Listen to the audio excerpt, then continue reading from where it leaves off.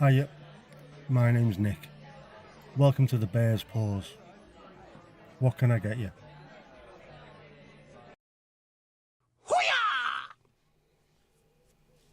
Hello, hello. Can you see me? Can you hear me? Can you let me know?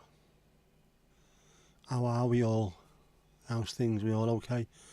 Botrix has correctly joined the channel. I didn't even have to press a button or anything. Can hear me and see me, no problem. Good to hear it. Right. What do I do? There's no football. This is mind-blowing, this. Have I forgot anything? Music's on, apparently.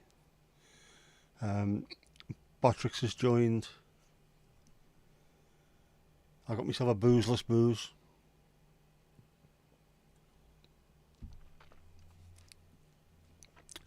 I'm wearing a nice hat. Thank you. It is ladies' night on the Feelings Right. Oh, what a night. So your live is about some countries' inventions and traditions. You're not going to tell us who it is.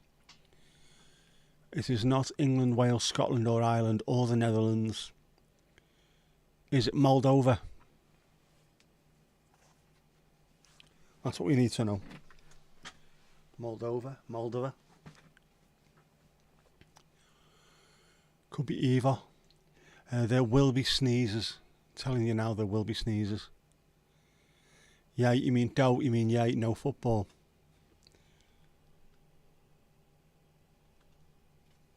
Yeah. The hat was almost joined by a kinky scarf as well. That will have to wait until it's not so bleeding warm. I've been sat here all day at my desk working and it's not been this warm. The last couple of hours has really heated up. It's mad. Even with the windows wide open. So if anyone's sat outside, I think it'll be nice tonight. And I have to go out and start the cars again, don't I? Don't I? I did it Sunday, didn't I? Define kinky. I'll do more than define it. Silk scarf from Soho Scarves in that there London there.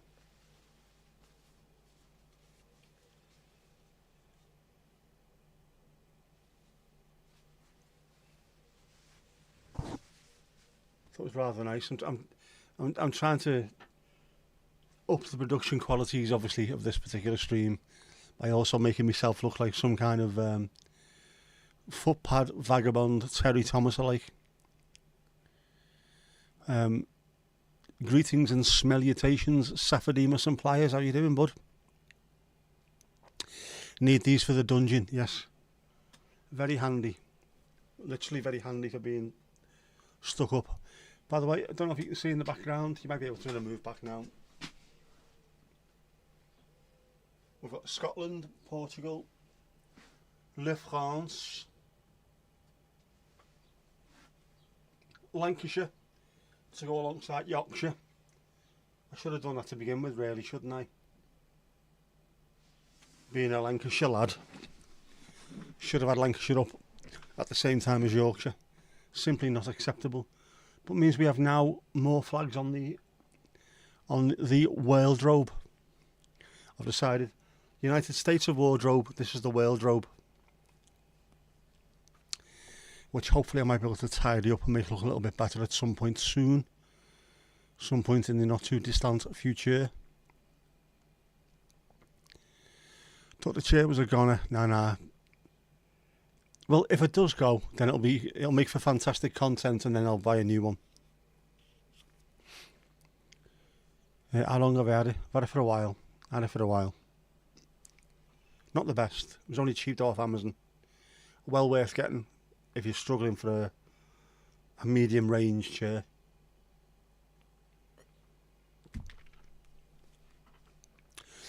But considering I use it for work 5 days a week, for streaming at least 2 days a week, I've had my money's worth out of it.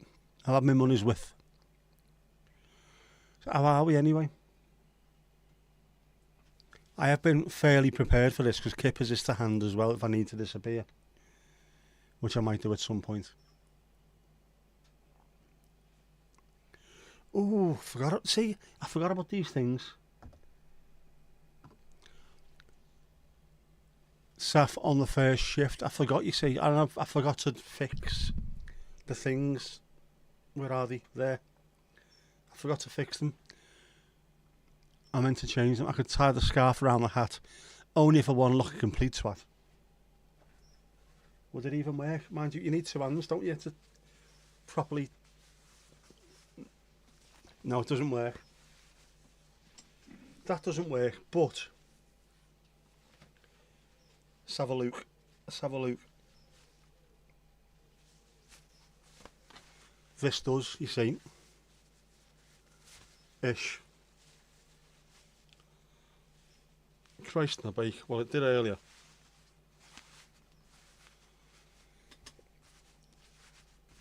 See, it's one of those old men.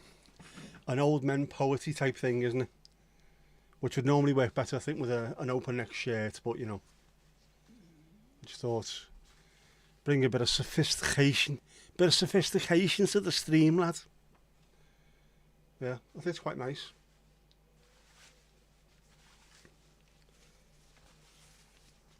It's a nice pattern anyway, isn't it? Do you not think?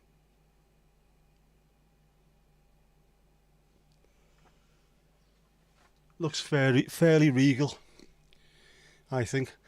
I might use it and get dressed up for one stream in the future. We shall see. It's here Maria and Coke with a chaser of Coca-Cola as well. That was very much at a jaunty angle, that, wasn't it? Bought entirely because I've seen Tommy Tiernan and Billy Connolly wearing them, so I thought, you know, if they can get away with it, can I? That sounded like my dad's car, that. Someone going into it. It obviously isn't, it's someone else, but not even the same car. How weird is that? Coconut water and pineapple juice with an umbrella for Kirsty. Muchas gracias, Safini, as they say in Japan. Oh, man. Ice cold glass of Coke, please, and a cocktail. Bit of both, bit of both. Fabuloso. It is warm, man. It is warm. And it's not the lights, because the lights are all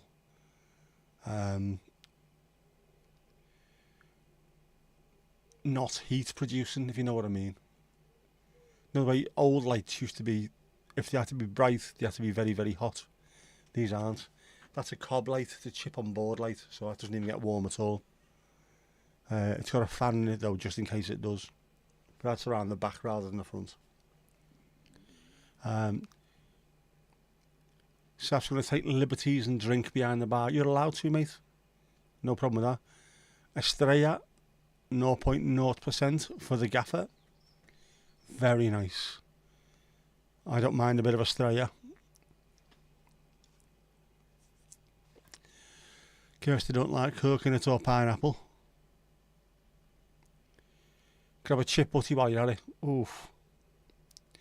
I didn't get round to making chip butties the other day to dip in curry sauce, but I did have chips dipped in curry sauce.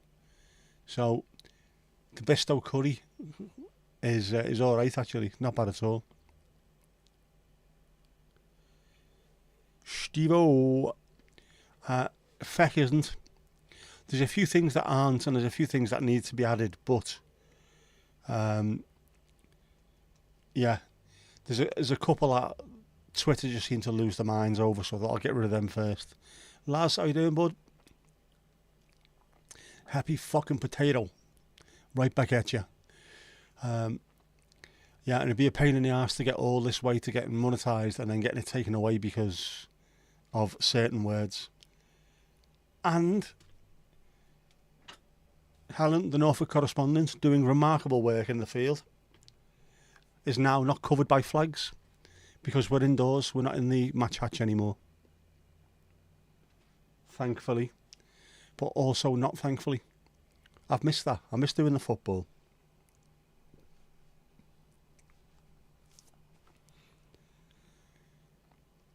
But also at the same time, not only do I miss doing the football, I have forgotten what I do on this, just on a normal Wednesday or Sunday. How weird that. It was only a month, and then just chaos. Bedlam. Ruby as well, sorry, I forgot Ruby. Sorry, Chrubes.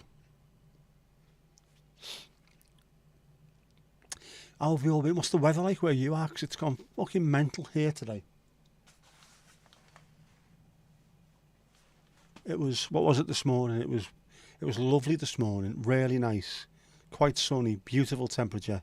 Then it rained, and then it went dark, and then it was overcast and warm, and then it's gone sunny and not as warm, and now it's gone back to overcast and fucking roasting. It's mad. Do I need to do my walk later? What do we reckon? Do I need to or do I not? Yes, despite going to Tesco earlier, I do need to go for a walk later. Just to top it the road, I also need to start the cars, because I did them on Wednesday last week, Sunday this week, Wednesday, and then they're back on Sunday anyway.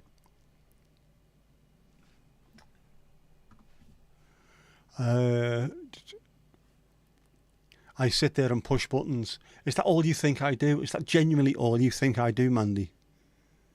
There's a skill and an art to be in this fucking shite. Let's get some Red Heart spiced rum and coke. Oh, here we go. Do we have a special venue for the Olympics?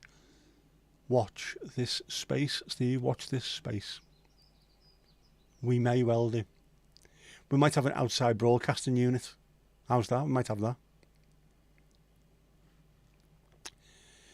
Steve gets beer and some crispy chicken wings. Can't go wrong with that. On a day like today, booze, we need booze. Speaking of, did I start the Piggly Dinger? I did as soon as I read that comment. Unfortunately. See, I'm out to practice with this. Hellinget Rooibos tea and boudoir biscuits. That is classy AF. Only to be expected of our Helen. Ruby's in the doghouse. What's Ruby done?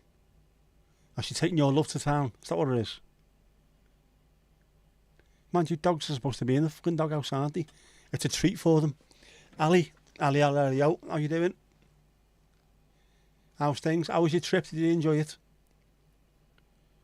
Have you got Paris out of your system yet, or have you been filling the house full of French stuff? Eating everything off baguettes and having luxurious cheeses.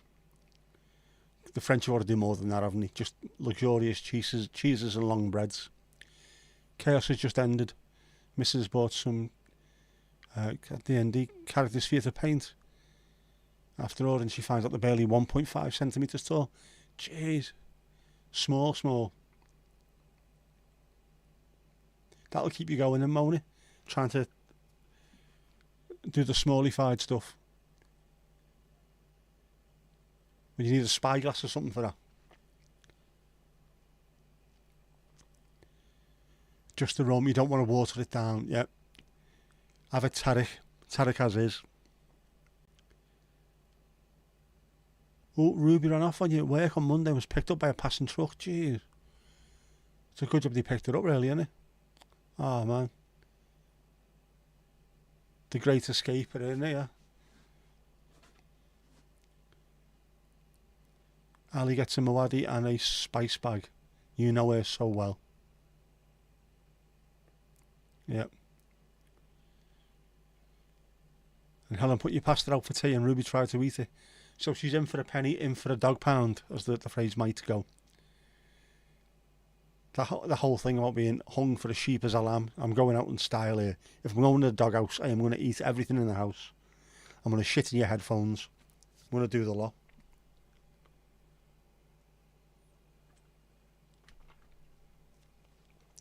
And not just that, I'm going to shit on the lawn. I'm going to make eye contact all the way through it. And then I'm going to nod at you and think you're picking that up, sunshine. Mad the way to do that, dogs, isn't it? We haven't got a dog, by the way. Your sister's on her way over with the dog that is called Chaos. Is that the dog's called Chaos or your sister is? We never know with that, do we, Kirsty? Gonna have to break out the 5.0 brush and magnifying glasses. It's a challenge though, isn't it? Stuff like that, I suppose. if everything was easy, you wouldn't feel pushed. Be interesting to watch that though. I look forward to that. Are they small or are they far away?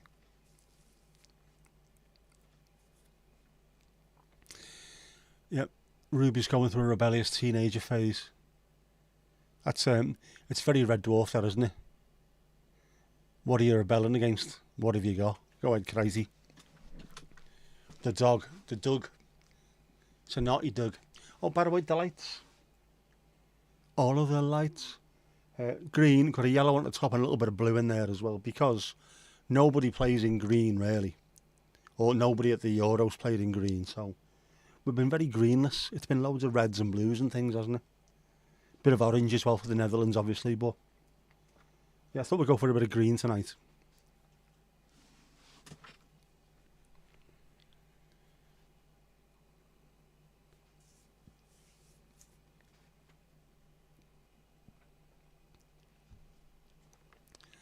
Shit in the shoes are the worst. You never find out until it's too late.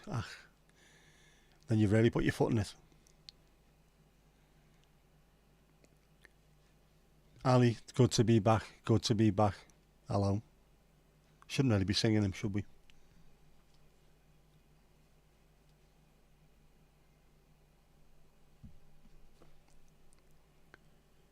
This is Wednesday, isn't it? The Wednesday before Sunday. And by that, when I say the Wednesday before Sunday, I mean I have got to pick my mum and dad up on Sunday, haven't I? This has dragged like a seal's arse and has flown by at the same time. Probably because of the football. I haven't really had time to miss them because every day I've been doing loads of stuff. They're tiny and they arrive tomorrow. Good luck. You're going to be painting them on the stream, are you? Be interesting watching that. You playing green? Yes, I know you're not in the Euros. Otherwise, there might have been green behind you. And I would have been supporting you, obviously. Seamus being the captain. We are playing over there, aren't we, this week? We're playing against Sligo Rovers, which Seamus used to play for. Shimmy Coleman. We're all Glasgow Celtic tonight. I'd whisper that quietly if I were you, so I have to be honest with you. Oh, hang on. It's going up, it's going up, it's going up, it's going up, it's going up, it's there. Lads levelled up. First of the day. Fantastic stuff. Use your camera instead of glasses and zoom. That's no good though, because you need to be able to see with your actual eyes. Otherwise you don't get the feel, do you? It's all about the feel, man. Definitely Wednesday. But by Wednesday, I mean, is it Wednesday? They do come home on Sunday. I am almost 20% sure of it.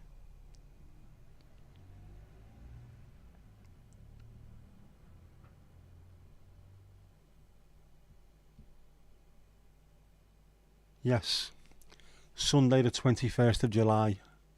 Sweet Jesus, that has flown by.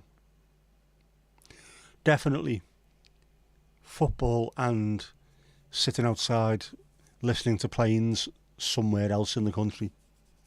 That's made that last sort of 7 or 8 days has flown by that way. And I got loads of steps in over the weekend, just wandering around me front garden. Intend to do both.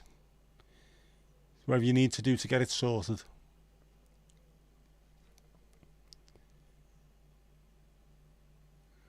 Not a bad idea. You haven't streamed yet this week, so you could do them tomorrow. Get on it tomorrow night.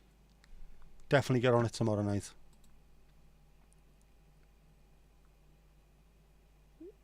You should do.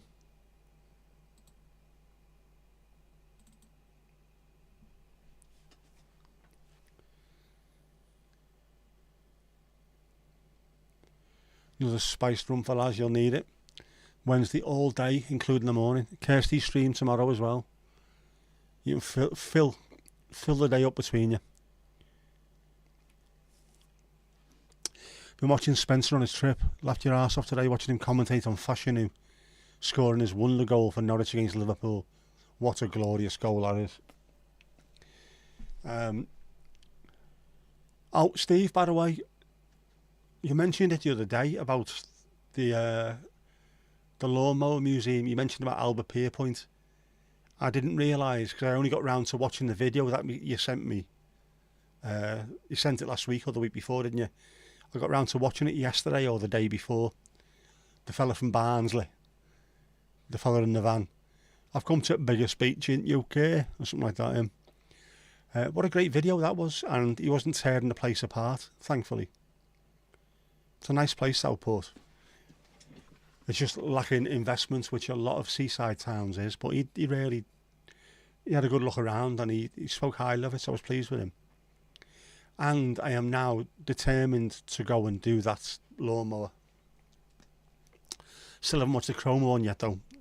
I was going to watch that today, and I've ended up just chock it all bleeding day. What words can you not say?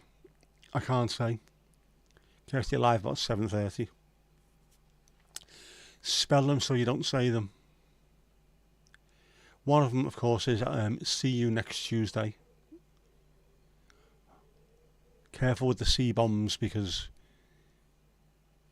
YouTube don't like it. I've had this before. Americans just seem to lose the shit over it, whereas Brits and Aussies, we use it as a term of endearment, but it causes consternation. So it's an American company, YouTube. We need to be careful with that. You know what I mean? Is it possible for us to relay stream continuously for 24 hours? I would say that is entirely possible, and at some point entirely likely. I had a bloody good go over the weekend, didn't I? What did I do, about 6 hours or something each day? Okay, I was knackered by the end of that. Sunday I did 5.5 hours, I think it might have been, on the non-existent air show, and then best part of 3 hours on the football. I was absolutely goosed by the end of it. Yeah, it must have seemed like I got guaranteed demonetised. The smallest pub is not really a lie, to be honest. It is now, but it wasn't. It used to be the smallest pub in the UK. Up until about, I think it was 3 or 4 years ago. It is a lot smaller than it looks. When he's holding his camera up and looking around, this looks okay, this. It is tiny. Very, very small. But there is somewhere else that's smaller. And now we've got micro pubs. Someone's front room is now a pub, so it's all completely changed, but it was the smallest pub in the UK for a long, long time.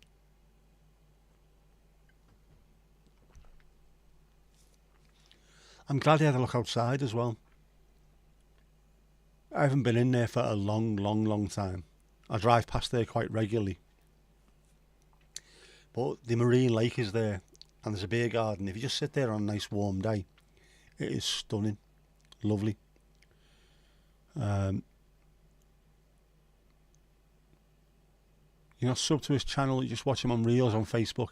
You'll see enough, because everything that he does gets thrown onto Facebook or Instagram. Just Reels and shorts everywhere, isn't there? Saf, yeah, between yous, easily. But I mean, I did 5 or 6 hours each day on my own. That's without anyone else. That's how easy it is. Other people suddenly just jumping on and taking over. It's not difficult. You could maybe try it once. We'll try and pick a day where everyone's a little bit unbusy, and then we'll try and do a full-on 24-hour stream between us and see what happens. Like Live Aid.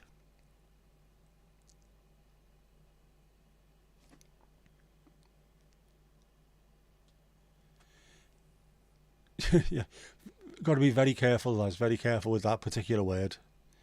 It's only once you start getting towards being monetised, that's when I'd be careful. Probably won't get banned, but you might get your monetisation taken away. So, and it's bloody hard getting there, so I don't want it taken away. So just being a little bit careful, I think, now. Hadden we goedenavond? Heb je een goede dag gehad?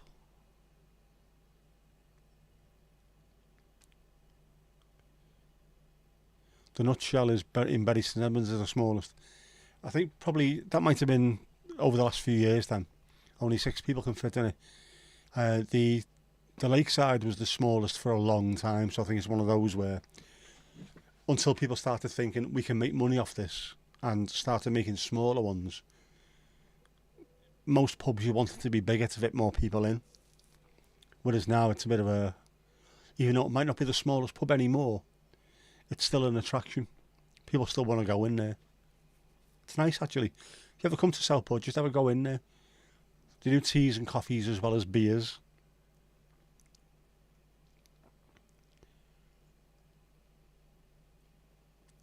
Casper, how you doing? Oh, chamomile tea and biscuits, of course.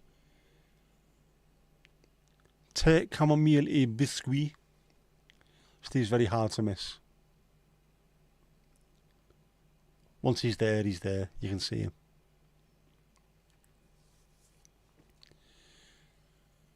You need to warm up. Just got back from man trailing practice and you did waterworks today. Definitely need hot tea then, definitely. Vegetarian, someone's, can't remember which ones other than tomato and mozzarella. I like tomato and mozzarella. Gotta be a bit of basil on there though, no matter what my mates think. Fucking basil. Do you think he's in Faulty Towers or something? Yeah. So many shed pubs popped up over COVID. They did. The pub that we had, the George in Southport, a lovely pub, is now being demolished. Massive pub. Because they can't make money apparently. Over the road is now, what used to be a corner shop is now a micro pub called the Woolen Pig. And it's lovely, but just why close a gorgeous old proper pub just so you can open a smaller place here and a smaller place down the road? Although saying that, my mates took over, just bought a place in Southport as well. Portovino, I think it's called. Looks lovely. Not far from where we are. I might pop in and see him this week, just go and say hello. It would look fun. Do you know what? It'd be a great place to film this in, to be honest. It's that kind of place. Except it'd be full of people. The car park that you stayed on looked like an excellent dogging spot. It probably is. That's not too far away from where I park. That's this side of the marine lake. The places I park when I do the beach streams is that side of the marine lake. You can actually see it from where I'm normally parked.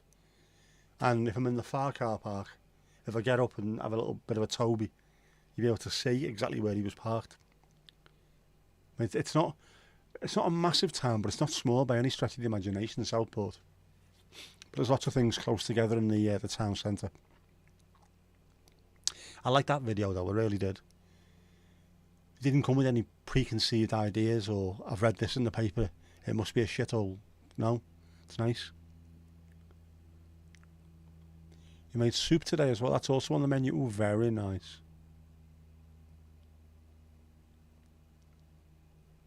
Get some slippers on as well. Welke soep heb je gemaakt? I'll have a soup. Try it at least. Can't promise that you'd eat much now, so no offence. Unless it was French onion soup. What the bleeding hell's happened there? This was working earlier. Russ Abbott. See, it was 18 seconds in. This is bullshit. My phone's been acting a bit weird.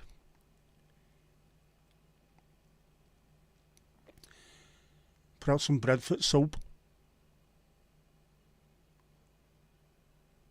Yeah, my phone's been acting a little bit strange. I think I might have put an app on there that isn't working well. It's having an effect on things. I'll have a look through. I'll try not to have anything dodgy on there, so we shall see. It might be TikTok. TikTok was in a bell end the other day. I barely even use it. I don't know why it's on there. Veg soup. Threw in anything you could find. Turnips, leeks, carrots, lentils, onions. That sounds like me granddad. Never used to cook anything at all. That was always my nan's job. Apart from the soup. He'd always make ham shank soup. And if you moved, you were safe. If you didn't move, you got thrown in there. It was just mad. A proper healthy, full bowl. My dad used to love it. Paris was designed on Southport. It was. It was thingy. Napoleon. Was it Napoleon? It wasn't Napoleon. What the fuck was his name? I'll find out who it was.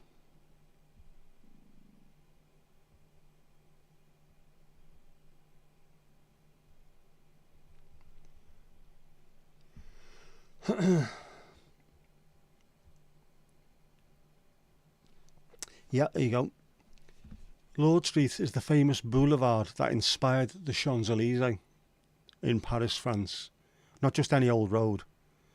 The exiled Prince Louis Napoleon lived in Southport in 1838, and he loved Lord Street, so that when he went back to France, back to Paris, and they were redesigning sort of that part of France, that part of Paris, he decided to make it look as much like Lord Street as he could. So the Champs-Élysées, is based on Southport. That's quite a famous legend round here. There's loads of little bits like that.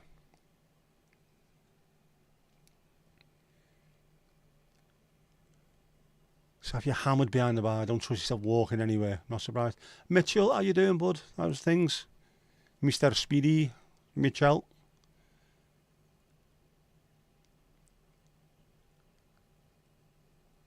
Mitchell gets a Bavaria and crisps. Good stuff. Good stuff. Louis Napoleon, your king. Then when was he? Prince Louis Napoleon.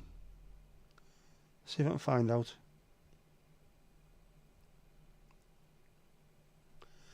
Later, he remembered the Lord Street's elegance when he returned to France as emperor, and he transformed Paris by implementing its now famous boulevard. I don't know. Prince Louis Napoleon in the early 1830s, is he the one? Was he your king as well? The band on my hat. Can I stick things in it? No, it's not a. It's a sewn in kind of band. You're preparing tomorrow, and the heat wave, man. Lodewijk, brother of the Napoleon. There's lots of connections. It's weird though that particular emperor came to Southport. Hitler also came to Liverpool and was working in the Adelphi Hotel. Loads of mad shit connected with Merseyside. You got a Radler beer and popcorn. Is that enough? That's fine. I'm getting that. Send some heat this way. It can't be cold where you are, Mandy. I'm not that far away from you, and I'm sweating like a black glassblower's arse. Know what I mean?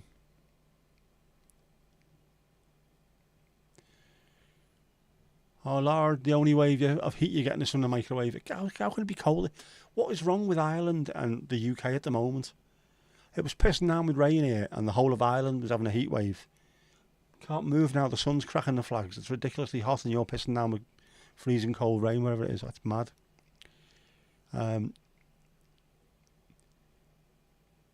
Steve, are you expecting a heat wave? Isn't it the southeast?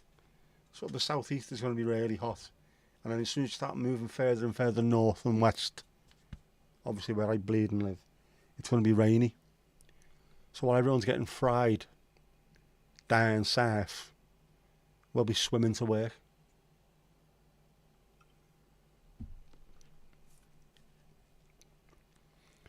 It's going to be proper hot tomorrow, proper hot.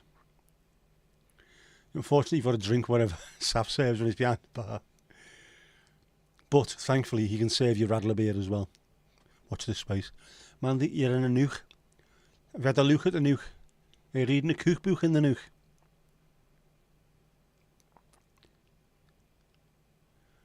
It's not freezing, it's cloudy, but not like, oh Jesus, I'm melting kind of heat. It's not like summer heat. Yeah, it's what Saf would call Baltic. And what the rest of us would walk around in t-shirt and shorts in. Is there any new edging happening, Mandy? Is there? 30C tomorrow. Oof.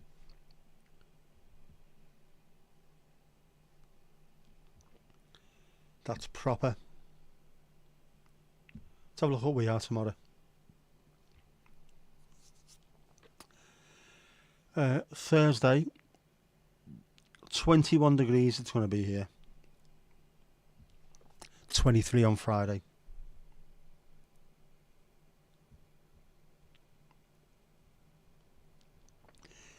(21) and cloudy all day. Well, yeah, from about midday onwards.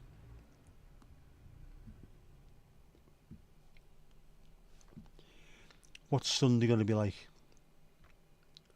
Sunny all day and 17 degrees. So my ma and dad won't freeze to death when you get home from Portugal. The first time in over 150 years there, June was colder than May. It's finished. You've snagged yourself on every door handle. Is that now? That's done. That's over and done with. I'm not doing it anymore. And if you feel you don't trust the forecast, you just look outside the window. At least you can believe your own eyes, can't you? Much better.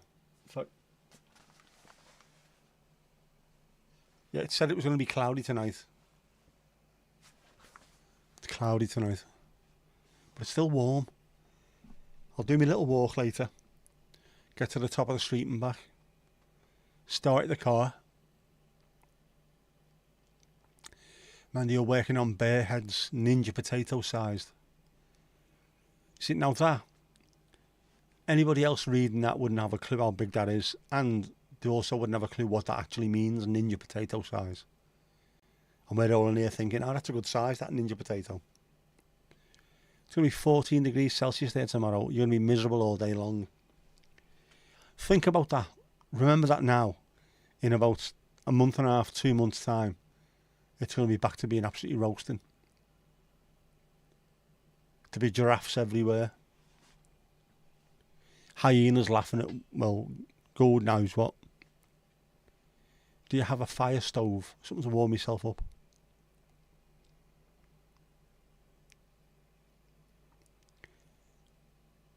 Yeah, boo. Boo-hoo. Try living somewhere where it gets actually cold.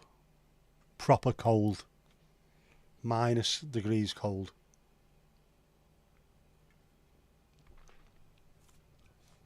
Although you soon get used to it, no matter where you live. You get used to it.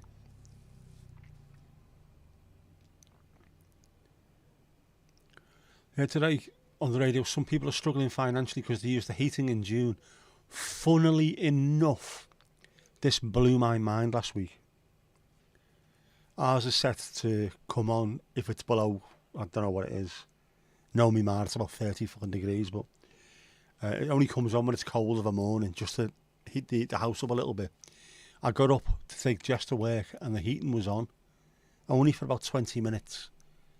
But how can that be? How can the heating be on automatically during the summer? Most mornings you should wake up and open every single window in the house. No, heater on.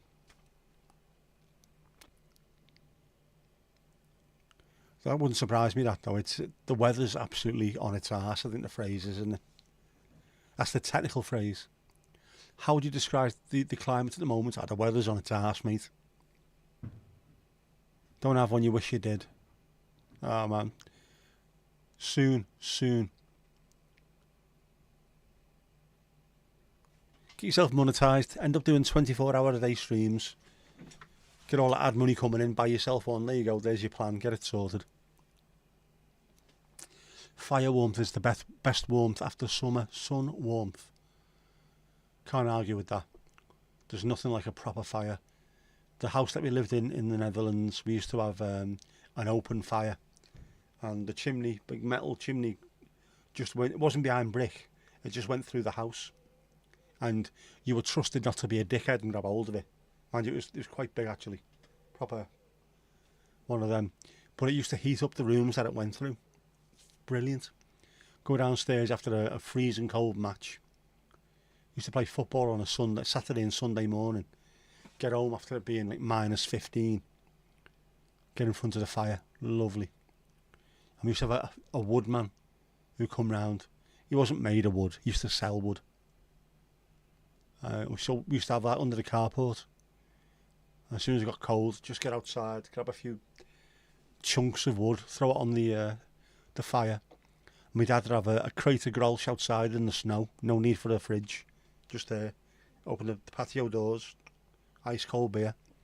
Lovely stuff.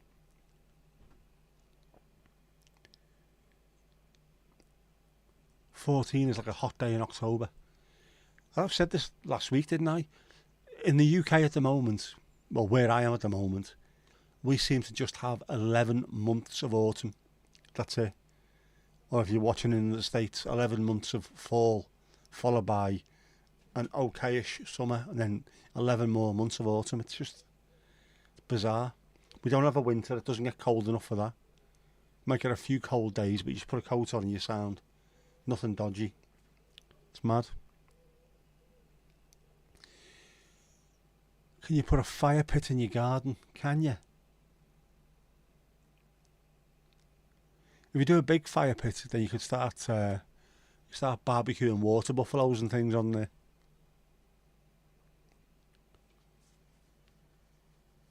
Yep, just take the edge off.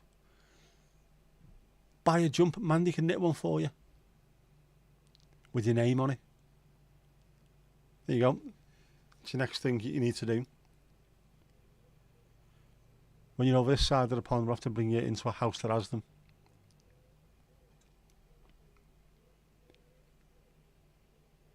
You're sticking to mini stuff from now on.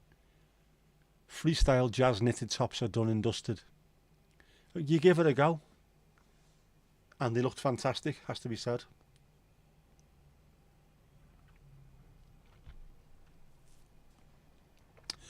Fantastic work. Stick to the mini stuff. The smaller the better. Don't need as much wool then, do you? It's healthier for the sheep.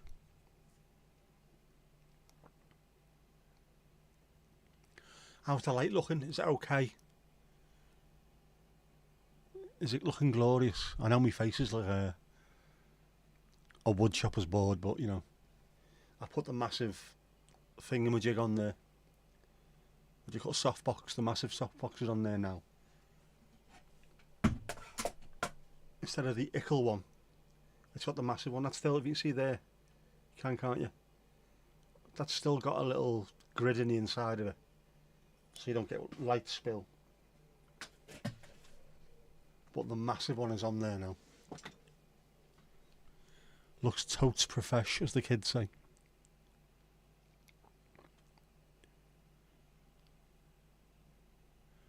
Remember in the 70s when you had power cuts and 3-day weeks, you toast your bread on an open fire. Do you know what, Steve? It is sometimes the hard times give you the best memories. And I would say not just the 70s, if you think back to like grandparents, my grandparents' era, they were born, would have been 1930s, so they would still have been kids really during the Second World War. The things that meant a lot to them back then was just not being bombed. So no matter what you did, it was an improvement. Rationing, if you could find something that you could cook over a fire, you would do, and it'd be absolutely amazing. They are the best memories. And especially if you sat in a nice house thinking to yourself, I've worked hard to avoid going back to that. You can look back at it with fondness. That's why I don't like a lot of these things about people on Twitter especially. You know, there's people struggling to feed the kids. People can't heat the houses. And you got people saying, well, can't you wear another 2 or 3 jumpers in the house? I used to wake up at 5 o'clock in the morning and there was ice on the inside of the window. Congratulations. Do you want your kids growing up like that? I mean, I want my daughter to have a better life than I had. My parents wanted me to have a better life than they had. They woke up in rooms where it was freezing cold and there was no heating and there was ice on the inside. They wanted to make sure that I avoided that. Well, it was alright for us, why is it not alright for you? Because things have moved on, that's why. But it's nice being able to look back. So yeah, I lived through that. I wouldn't want my kids living through it, but I'll live through it. But they are the best memories. Sometimes adversity does bring them. Water buffalo meat is too tough. Porcupine is great for spit roasting. Don't think I'd like to spit roast the porcupine, to be honest with you. Sounds painful. Oh, there you go. Ali's bringing the heat.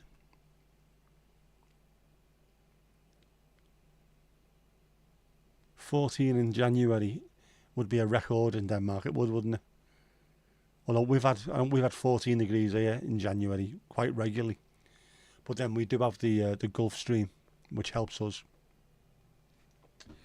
Which is why if you go to the Scilly Isles, you've got palm trees, despite the fact that it's only about, I don't know, what is it? Is it level with about Paris or something? Might not even be that far south. Shows you what a little bit of warm water in the ocean can do for you. Porcupine, it comes with its own barbecue skewers. You could put little chunks of cheese and pineapple on a porcupine, couldn't you? Have it wandering round. A la 70s house party-ish thing. Abigail's party.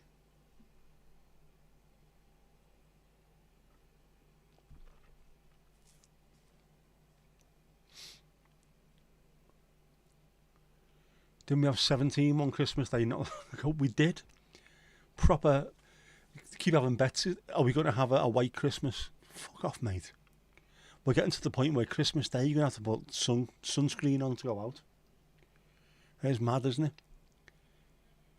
When was the last really cold Christmas we had? Because even before then, January, February might get cold, but November, December was just, again, like one long autumn. Not that bad, is it?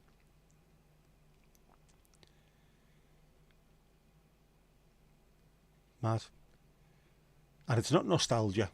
If 3 or 4 of you remember how Christmas used to be, and now it's not that way anymore.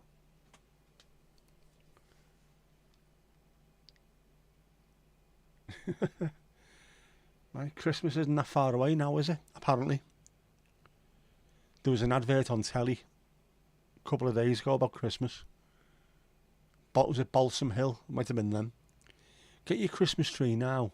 Fuck off, mate.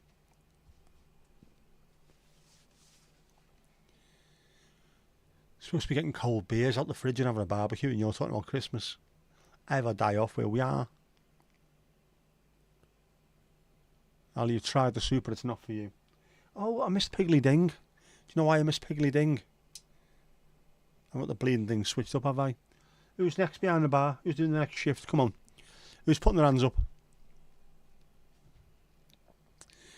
You had your longest war with the Scilly Isles. Must have been because of the palm trees. Yeah, go back to war so you can keep on invading and put your feet up. Have some coconut rum under the palm tree. 335 years war. That's a hell of a grudge, that one, isn't it? Sunscreen on Christmas Day is the norm here. It will be in South Africa. South Africa, New Zealand, Australia. Anywhere down south. Having barbecues on the beach on Christmas Day. I know there's a couple of... Is it rugby league players? It might be rugby league players. Oh no, it wasn't rugby league.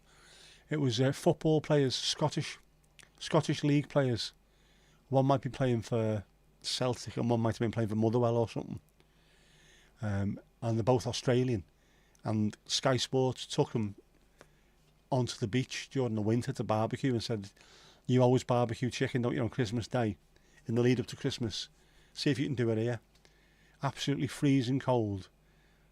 There's snow coming in sideways and they're trying to cook chicken on a barbecue in Scotland. Which was mad. Ali's going to go there. Right. Piggly Ding, and it's up. And, Mandy, you'll notice I took Saf's name off first. I did remember this time. Just mad, isn't it? I'm completely out of my rhythm, out of my routine.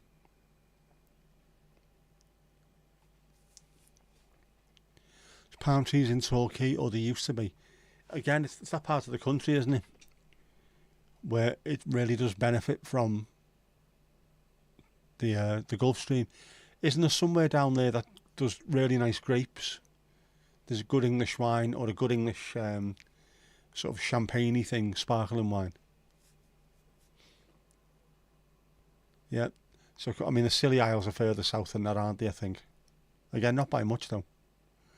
But Guernsey and Jersey, they also have stuff like that, don't they? Because they're much further south.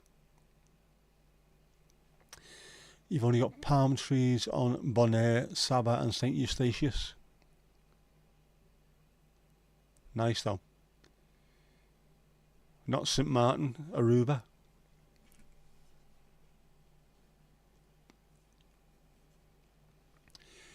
The last two in Denmark were pretty cold Christmases, but before that it was 2010 and 11. A homeless fella froze to death in your father's carport.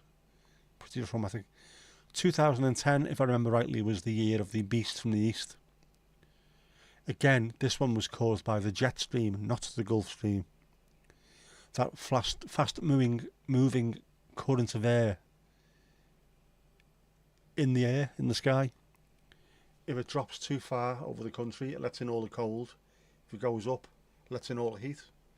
And when it's just over you, like it is at the moment, the weather can be ridiculously changeable, like 30 degrees down south and 15 up north. All because of that. It's weird. We stay warm because of the Gulf Stream. We can go cold or hot because of the jet stream.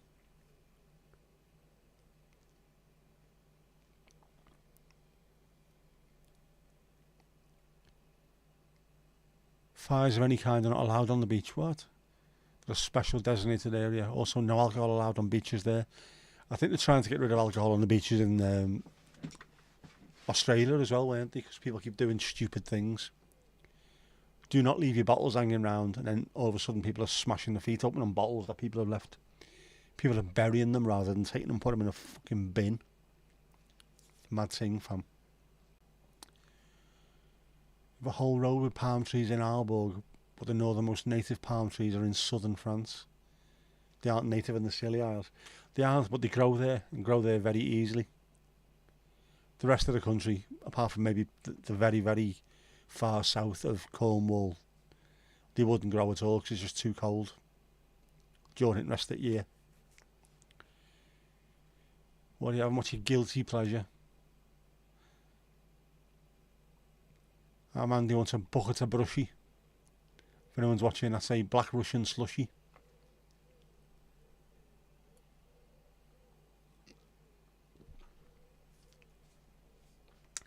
Ali, it is your song.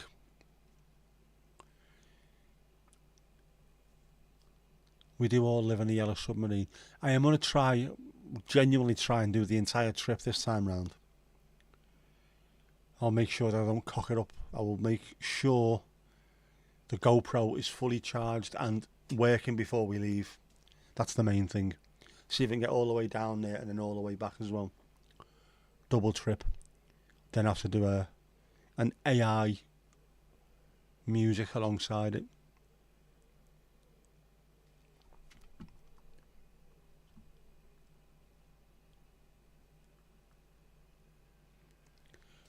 We're looking at the food menu, 34 to 24 on a 69. Saving the best one to last. That's all you can eat, isn't it? Kirsty, you're off. No worries. Catch you later. Yeah, 34 and 24, Kirsty will take care of. You swass up Nerf. The dog is in the car park, I'll do that. Does it come with gravy? You hope not. You would hope not.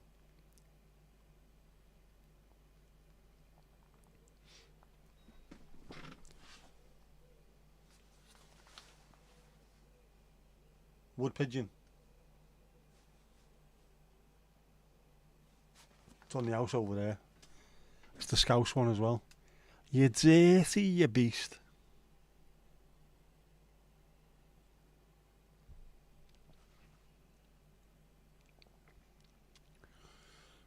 Only mayo. Hold the mayo. Hold the mayo. I've not been able to look that square in the eye since. Seminaries.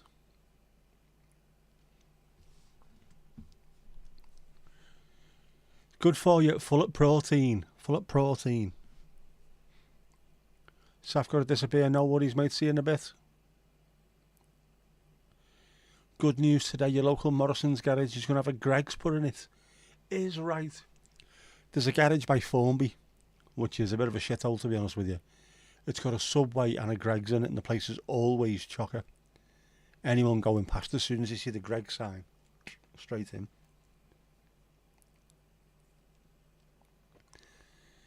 I thought there was going to be a petition against it. You know, Formby's like, a Greggs, I say a Greggs, be full of workmen. Disgraceful behaviour. Do we really want white vans everywhere? No beds. I've got loads of mates in Formby, I don't know why I'm saying that. Not one of them is like that at all. But some of them are.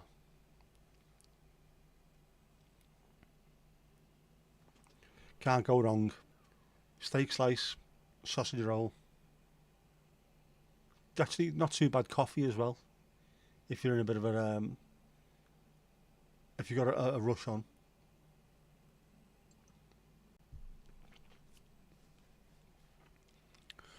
Alright.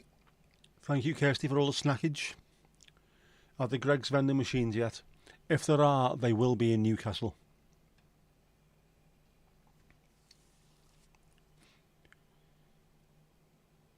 Fantastic place, Newcastle. They've got a 24-hour Greggs. Is it the only one in the country? I can't think that it is. There's got to be other ones.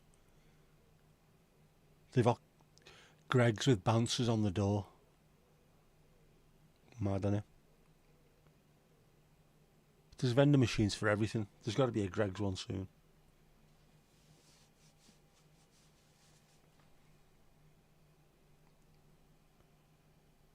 Maybe that's what we need to do.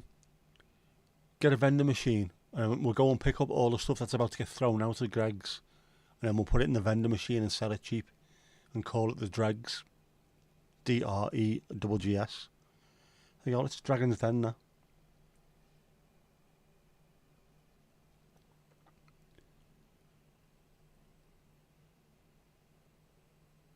Would they explode on impact from the fall as they tumble down the Ujima flip? Yeah, they might do actually. There'd just be pastry everywhere, wouldn't it?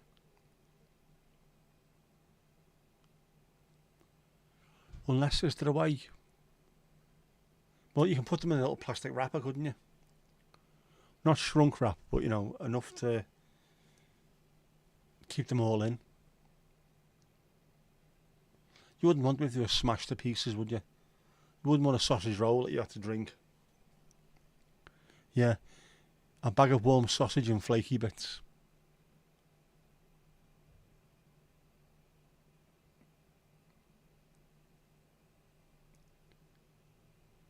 Sounds like what you get in the car park, to be honest, doesn't it? On a Sunday night. Bit of warm sausage and flaky bits. Oh, I do apologise. The doctor said it'd clear up by now, it hasn't.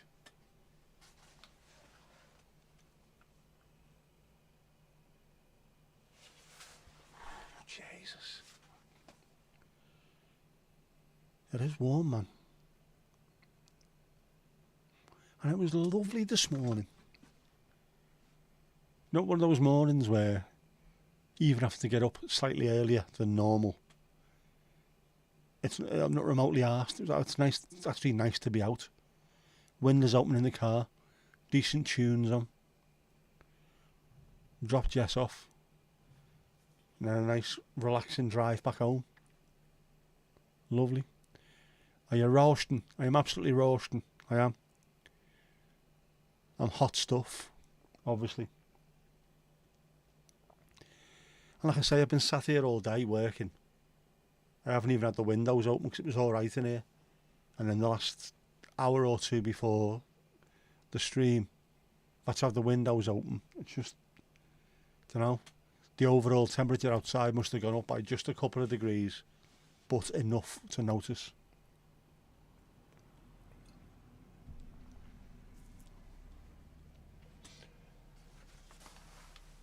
I normally don't mind. Like last night I was lying on my bed, windows wide open, just a nice bit of fresh air coming in, but nice temperature, feet up watching MASH, it was great. I can leave me hat on. Better Tom Jones, man. Ali, you've got a question if you may. You may. Go ahead. What's your question?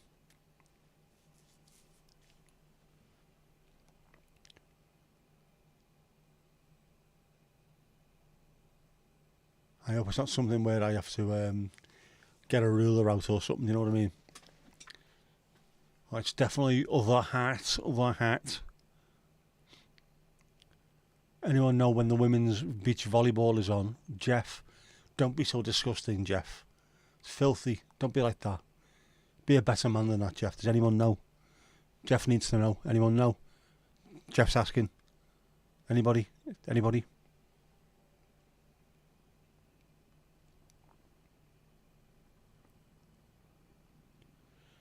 Jeff, ask Steve, he'll know. Steve, any idea?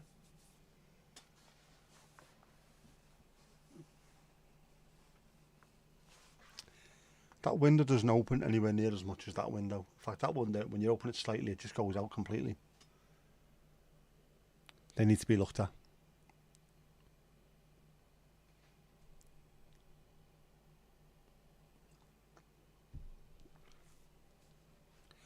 There you go, Jeff. It's always on if you try hard enough. Do you need a season ticket for that one? No, been busy with everything with the Euros. Am I going to put the flags beside the names?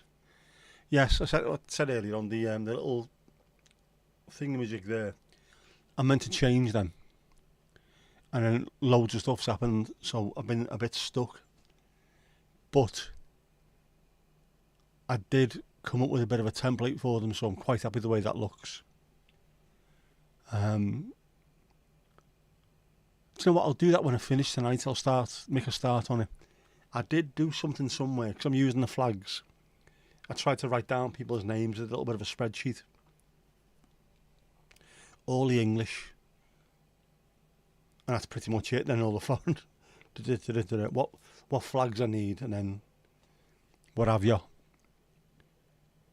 Yeah. So yeah, hopefully it shouldn't take too long once I get the first couple done. It is literally just go in and change the names, but yeah. I had to work out how many people I had. And not everyone's going to have their own flag. Some people don't want a flag. Some people want something else instead, but should be sound. I was quite happy with the way the first one came out. What I should do really, considering this is where I do it on, is open Canva on here and do it all on here, so I don't have to send it to myself. I haven't got to email it to myself every 5 minutes. Just do them, save. I can do that. Hopefully, gingers crossed, they'll be done for Sunday. You're not pressuring me at all, don't worry about that. I said I was going to do them, which means I said I was going to do them, so I will do them. I want to try and make things look as tidy as possible if I can. Been doing it long enough that we know exactly what it takes, so yeah. Just tidy things up like I did with the flags once we started getting to the knockouts and the match hatch. Just having the two on screen I think worked a little bit better. Made it a bit more tidy. Same with this. Just make it look a bit more neat. Right on a poster.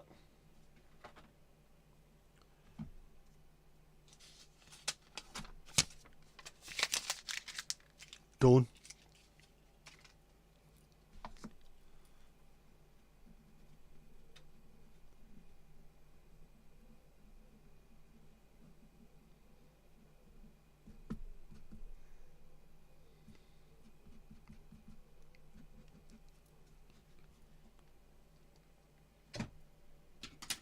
I now need to remember that I've written it on a post-it. That's the only problem that we get with this. Otherwise, I'll sit down here on Sunday and turn around and go, for fuck's sake. Forgot my post-its.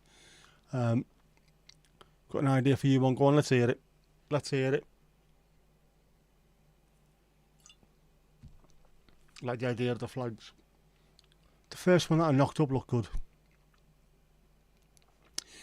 You've got 3 letters in your name, so I can put A in green, L in white. Yes, I in orange, not A in orange, L in white, and I in green, because she's not from the Ivory Coast. Yep, I can look into that. See if I can find a Celtic font.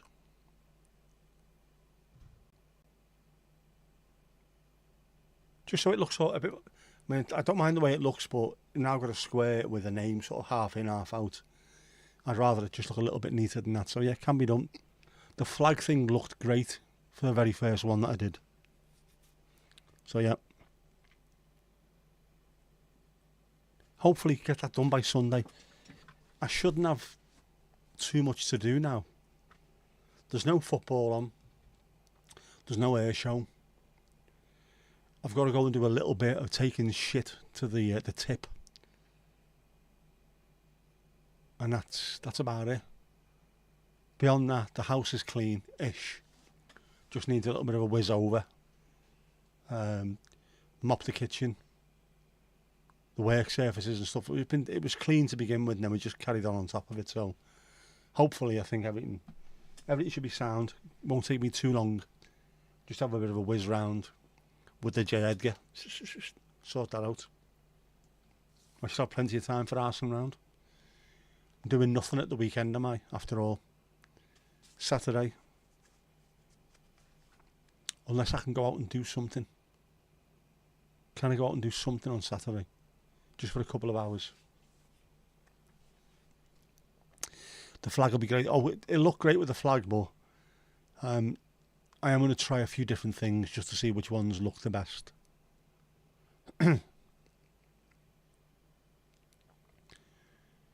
TMS tomorrow, can't wait. What's the cricket on tomorrow? That's come round quick, hasn't it? That's the second test already. Jeez.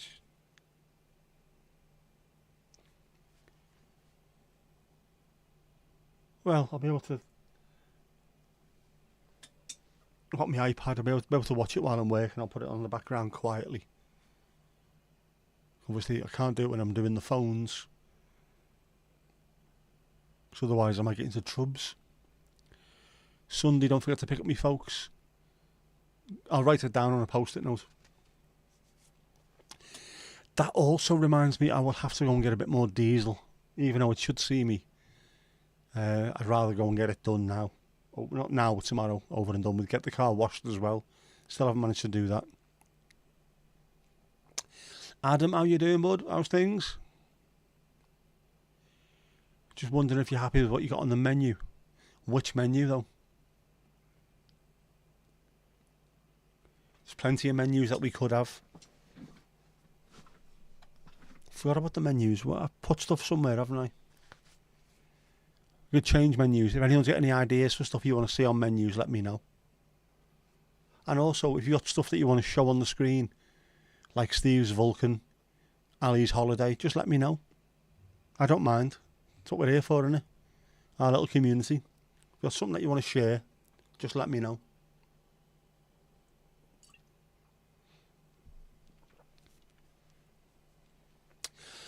Cricket's not that noise heavy, just the occasional thwack of leather on Willow. Well, now, apart from the fact that it's got constant commentary over it, they never stop talking. Know what I mean? Oh, what the fuck was that?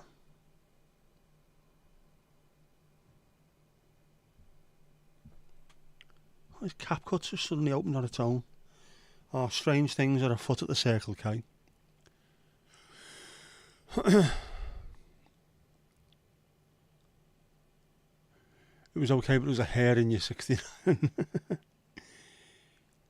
you please see to that, please? Please, Ali. He's popped in to see us. Finished a new script. Fantastic stuff. Hoping it will appear sometime before the weekend. Well, fingers crossed. Look forward to seeing that. Good stuff. Loving your videos lately. Love watching any kind of video where you actually learn something. Very rare these days, especially on that there YouTube there. Can you ask what colour it was, Steve? There's going to have to be investigation into this one. Mute subtitles sorted. Have you tried watching live sports with subtitles? Especially when the co-commentators can be from Sri Lanka and the West Indies.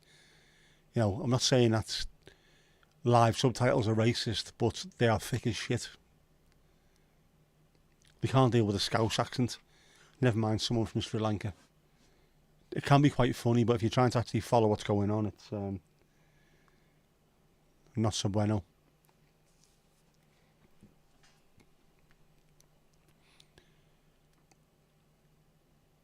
Hooked to it wasn't you. Are you sure it wasn't you? Or you're letting us into a little bit of a secret there, are you? Couldn't possibly have been me.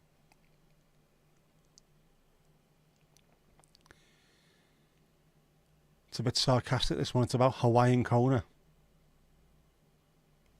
This one of those Johnny-come-lately strains, is it?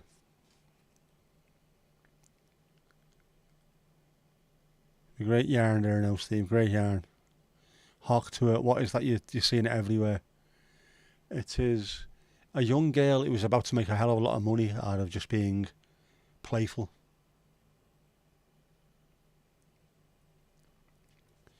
Aren't subtitles AI generated now? They are. Not actual intelligence, artificial intelligence. They still can't pick up on anything other than a straightforward West Coast American accent, I don't think. I don't know if that's what they've been trained on, but if you try and throw in any kind of accent from anywhere all over the world, it struggles. If it's a straightforward Hollywood kind of accent, it's sound with that.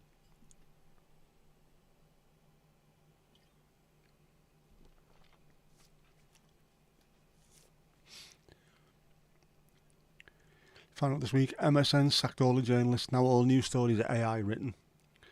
Wouldn't surprise me in the slightest. If you read any of them, which I try to avoid as much as possible. Tom to tom tom tom.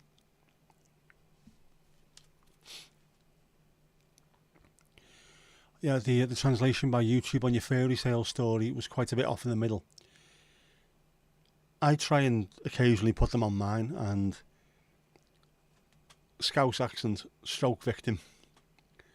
It's not really doing well. It's better than it was. AI is getting better at stuff like that. Maybe it's training itself to how I talk, but no. Especially if I go full on Scouse occasionally, which I do. When I forget where I am, it really does struggle.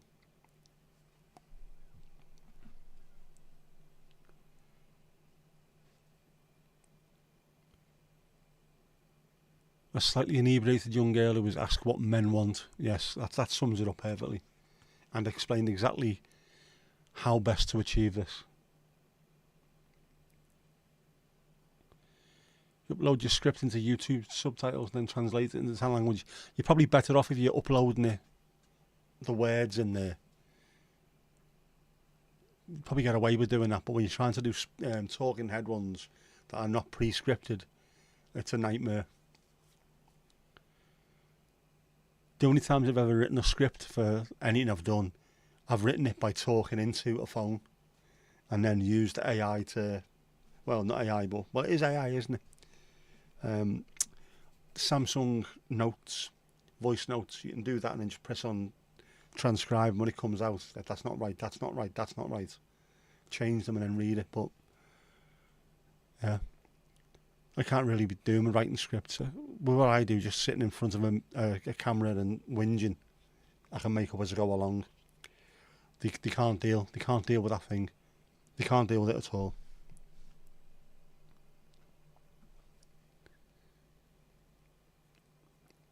Yeah, if it's got the script, much better. Actually, if you've got a script and you're talking, I suppose you can listen to and read what it's supposed to be doing at the same time. Much better. Oh, you sent a pic. You have as well, haven't you? Oh, how cute's that? There's our Ali's pics.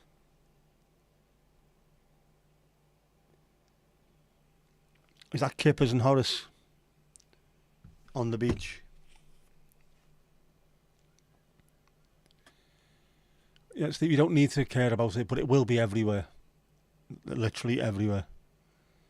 Did you fix your pillar? Oh, the 8 Mile Radius subtitles are hilarious. And it's annoying because the music is AI generated. So you'd think, can you not understand words that have come from Europe? Well, a lot of them are anyway. Can't do videos without scripts. Not the yeah. Well, you can because yours is full of facts and things. Mine isn't. Mine's just how I feel and what have you. I'm pissed off with this. I'm annoyed with that. I can't move my hand. That I can sit and talk about that for 3 hours at a time. But you're actually talking about places and things, actual facts, history. Definitely need a script. Even bullet points, I don't think it'd cover what you need. Never thought of that. There you go. But it's put flesh on the bones, man.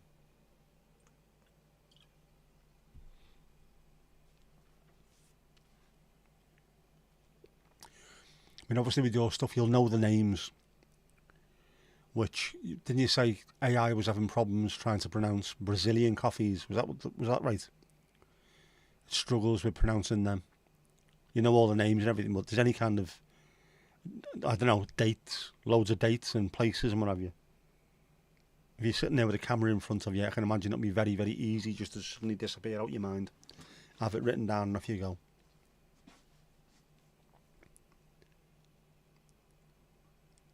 I think the last one I actually did script was a poem. So it wasn't like I scripted it, I wrote a poem and read it out.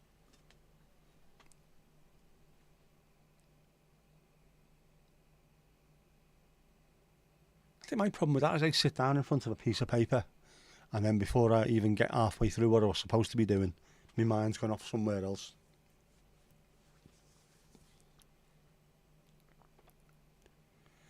Not bothering to upload music tracks to your personal YouTube. Yeah, not enough viewers. Keep them all for the background of coffee videos. It's brilliant because you're not going to get a copyright strike, are you? Don't need to pay for it. You don't need to worry about where you're getting it from. Just, this sounds perfect for this particular vibe. I'm doing a thing on Brazilian coffee this week. I'll make an AI track that sounds slightly Brazilian. There you go. Off you go. Fantastic. So handy. I needed to do that as well, didn't I? I've got a couple of songs that need finishing off. The ska one especially sounded superb. Although I might get a copyright strike on that from the estate of Terry Hall. Have you nicked his voice? Nothing to do with me, bruv. Nothing to do with me.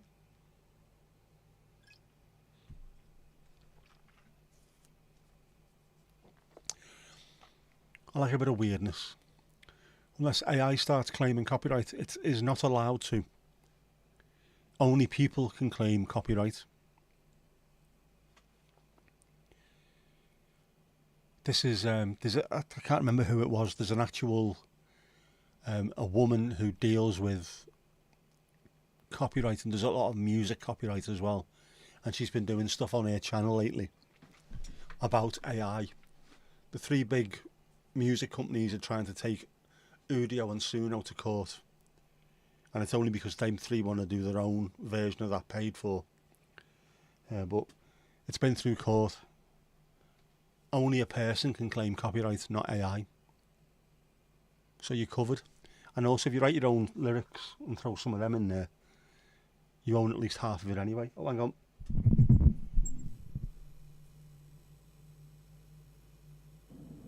Piggly ding. Next.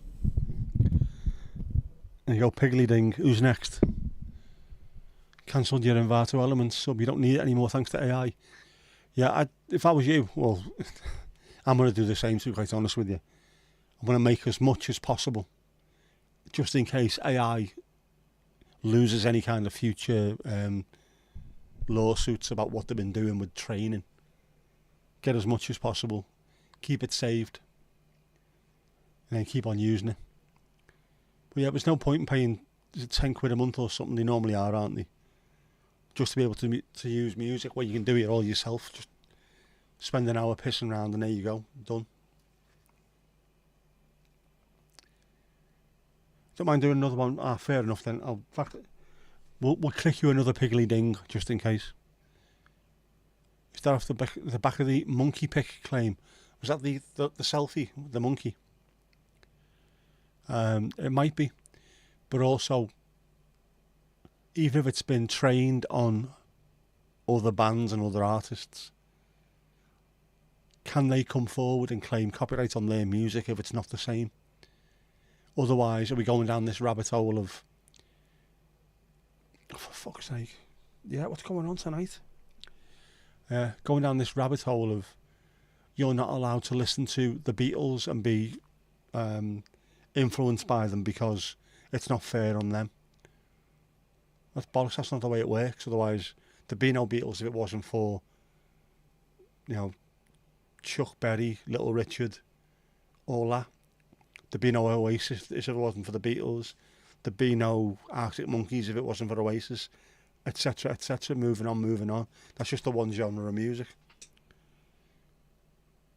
So for me, letting AI train itself on other people's work is the same as just going and picking a record out now, listening to it, and then picking your guitar up a couple of hours later and then start playing. Oh, it sounds a bit like, but it's not the same. I'm just influenced by them. Mad. Man, you going about sound? No worries. We'll throw you behind there soon.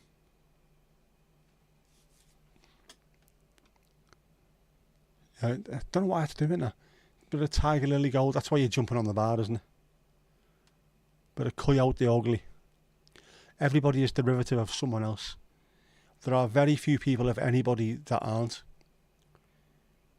Just music's music. It's infinite and finite at the same time. It's infinite because there's so many things you can put together. But it's also finite. There's only 12 notes.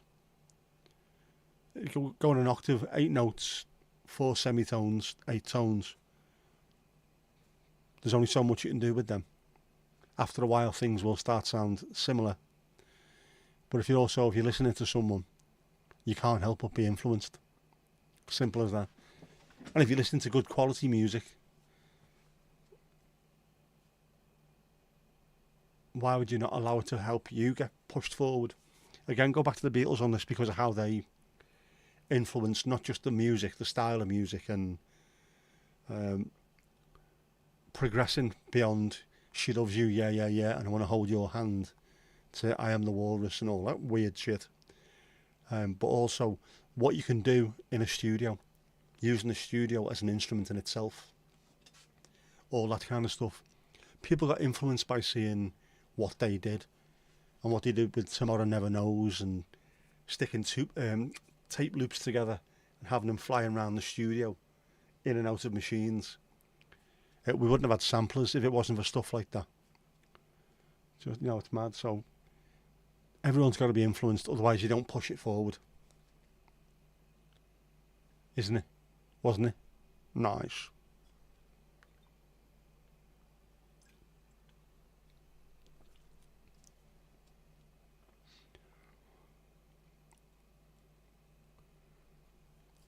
Oh, you're just checking in on you. Like saying your name, that's what it is, don't you? The rule of 3. Does that work in everything, the rule of 3, apart from music, I would have thought? Where most is the rule of 4, isn't it, with music? Even if you put 3 over the top of 4 and have a waltz, it's mostly 4s. But everything rule of 3. Comedy, the rule of 3, isn't it?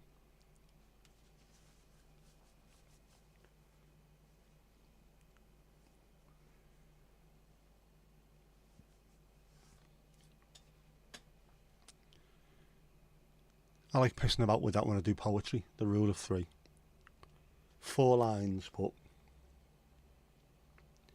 rhyme 3. The 4th one rhymes completely different, but then the next 3 after that rhyme the same as the 4th, and piss around with the meter. Ian Jury used to do that as well. I like that. The AI chat goes over your head. Do you know what, Steve? It's brilliant. It can be confusing, but once you get into it and start messing with it, for someone like me who has been writing music for 30 odd years, I can't now play it. Can't play guitar. Can't pick a bass up. I can't sing anymore because me fucking stroke and what have you. I can't sit in front of a screen, start putting in bits and pieces, and then I am creating at least. But it's weird just how powerful it is. 3 chords didn't hurt Status Quo's career. They shouldn't have had a career. Should be more than 3 chords. 12 bar blues. I mean, come on. For fuck's sake, move on from that. That's why I hate bands who are brilliant, and then as they get older and older, they suddenly start doing blues or country, and then they'll say, well, there's more truth in it. There's more truth. The only truth is you've stopped being brave. Just go back to doing the most basic stuff you can do. Wing it. Hate it, man. Mr. Blue Sky by ELO. There'll be more chords in that one song than the entire Kings of Leon back catalogue. Push yourself. See what's possible when you do push.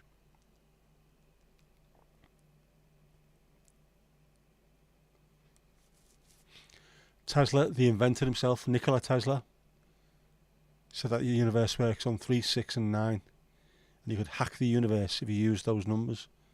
That's why shops sell stuff for $9.99 instead of 10. Yeah, $9.99 is cheaper than 10.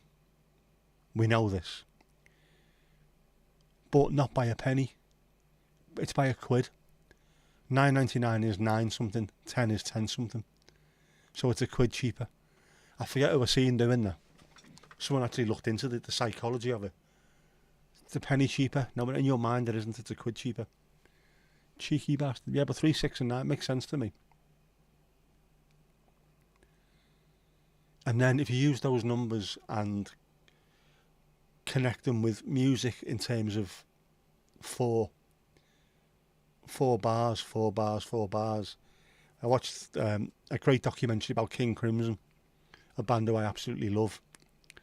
And sometimes they can do very mathematical music, which is, it sounds horrible, it sounds shite, but it's not. But they have to do something really, really careful, because you'll have 3 guitarists and a bass player, and each one of them is playing in a different rhythm, a different meter, but they've all got to meet at the same time on the same note or the same set of notes. So they've got to count in the head.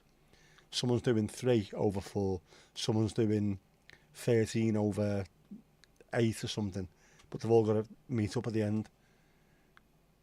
And if you don't like that kind of music, don't ever listen to it. I do, and appreciate it for what it is, but also it's weird, because you're used to having music being the same, 4 beats normally, 4 bars. This suddenly sends your head a little bit west.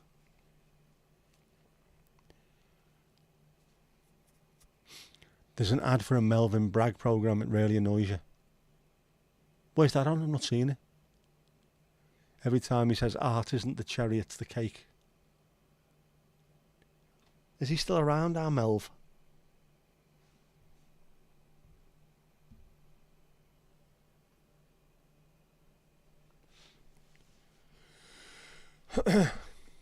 Let them eat out. Oh. Now we've got a H and a K, a Horace and a Kippers. Isn't that lovely? It's cute that I like that. Ah. Mucho cuto, as they say in Japan.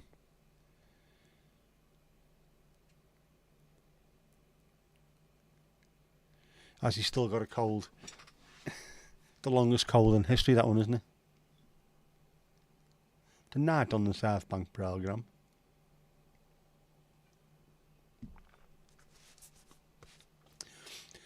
I don't mind him.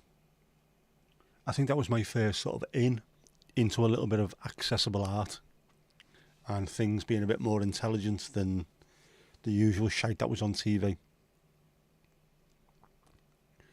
there was an entirely different life out there if you wanted it. And if you got your own little portable TV or something.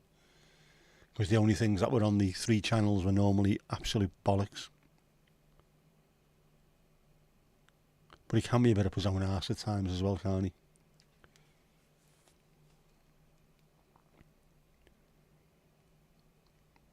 Never thought he was still around. I thought he might have retired a long time ago. I take it it's not the South Bank show anymore.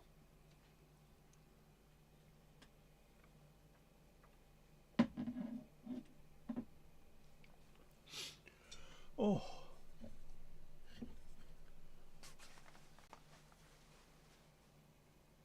Still no fresh air coming in at all.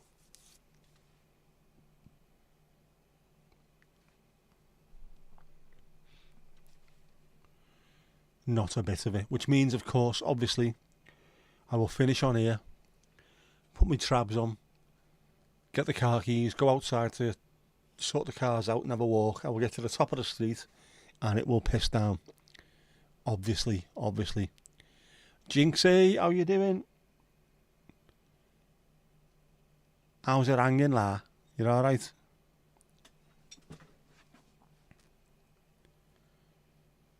What's the weather like over there? Been out in the garden enjoying your golden showers? Your sleeves have knocked that bottle flying. To be honest, I've got to be careful as well because with the best will in the world, I'm not exactly a gymnast at the moment, have I? Jackie, you've got a headache. You are a headache. Yeah, you are a headache. Yeah, I've read that right, haven't I? You are a headache. You are, actually. Club Brugge 3, Norwich 0. Oh, man. Good side, though, aren't they? Club Brugge. Weather heavy. Is that what it is? That's what's causing it. I used to get headaches quite a lot when the weather was... There's loads of barometric pressure around. If there was high pressure, I used to get headaches. Strange, isn't it? But then it makes sense to me. The same as when there's a full moon. People go a little bit lunatic.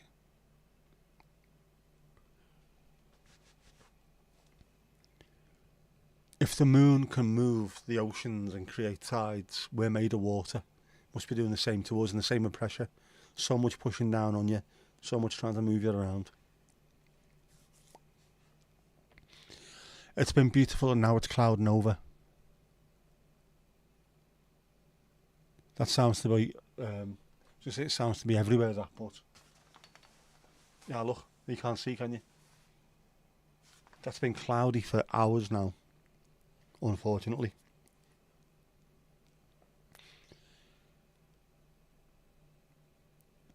Saf, your back air pump died on you. What you go broke very quickly this month. Oh, man. You due heavy rain tonight and tomorrow.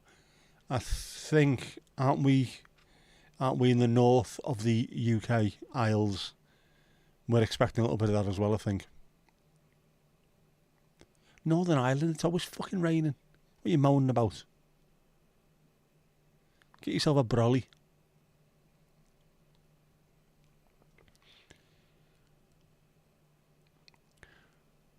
Thought you were trying to write a Chubb Club comment.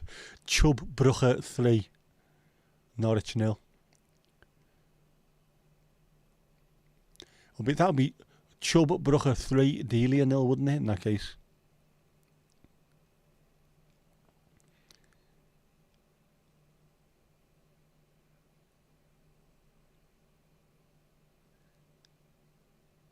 Oh.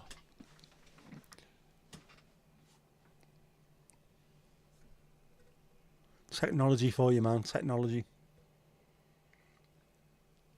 In all its guises.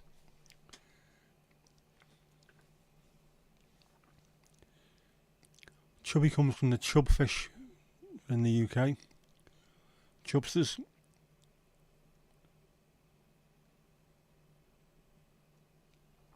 Yes, Mandy, it is Football Club Brugge. Belgian team from Bruges.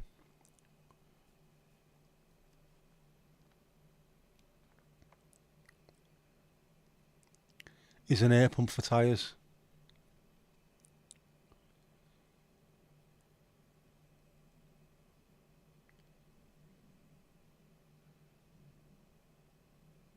The chubfish found in the UK, yep.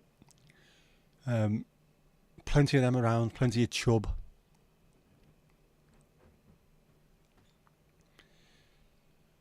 Ali was going to say something else, but she'll behave herself. No, she won't. Yeah, it's the one that runs the filters in two of the aquariums. So when it's knackered, you're knackered, aren't you? Thought chubby came from the car park. Plenty of chubbies in the car park.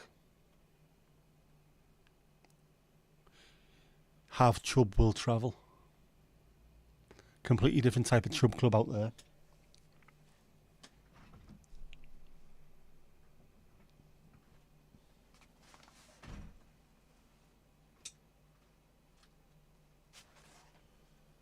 It's Wednesday.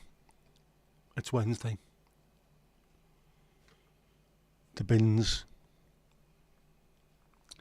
My nephew's going out to do them now.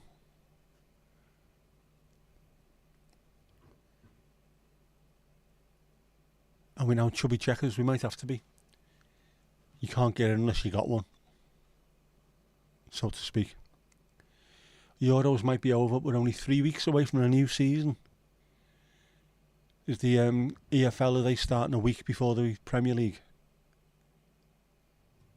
What are we on? 17th? Might be, might be. We play Roma on the 10th, which I think is the week before we start, so yeah, it will be. Which reminds me, I've got to ring up and try and sort the ticket out for that. The website keeps going down. Yeah, now you understand why he's about to be broke. You need them as well. Need them to aerate the tanks, don't you?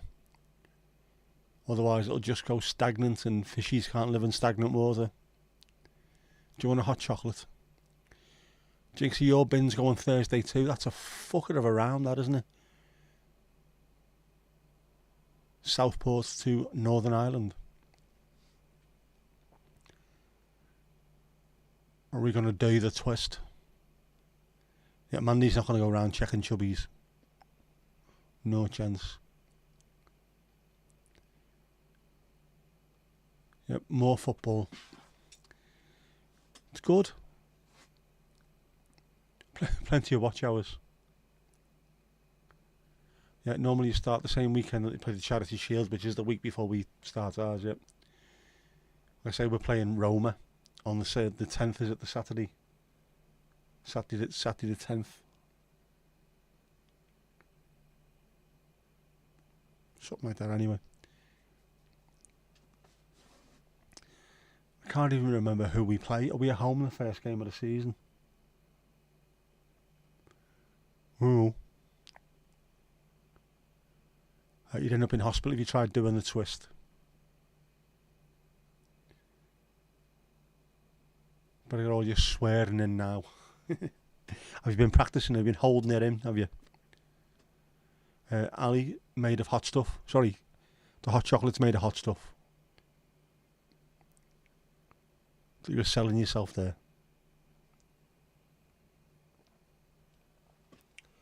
This is as well. Burning me bastard face off. Oh man. It's nice though. That is a good cup of tea. I'll drink the rest of that watching MASH. It's always nice to have a nice hot drink next to the bed. Ali's too hot to handle, she is, isn't she? Don't get on the wrong side of her. Yep. Irish ladies, feck is not on the list. So, bins are out. I say the bins are out. And then that's it, I think. Green bin out on Sunday because it wasn't this week, it'll be this week. And then leave me ma to it.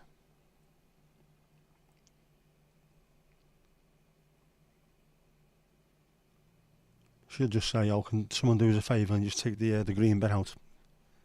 Sound.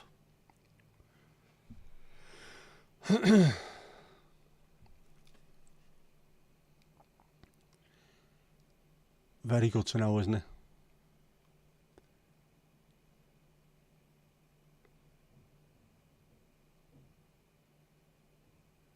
Lots of fecking going on there, Ali. Plenty of fecking. Lots of fecking. You fecking fecker. Yeah, I've been influenced. Can you hear that?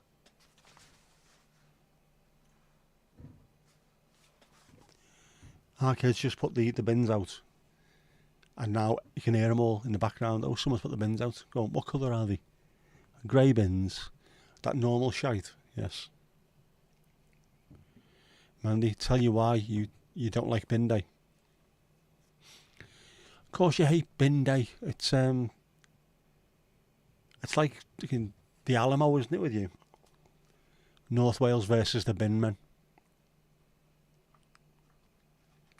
Feck, drink, arse, girls. Both your recycling bins go tomorrow. Household plus garden waste.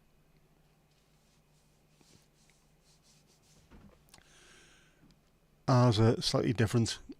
Thursdays, it'll be normal bins, grey bins tomorrow for normal household waste. Next Thursday, it'll be recycling, just recycling. Monday, very early Monday morning, the green bins go out for garden waste.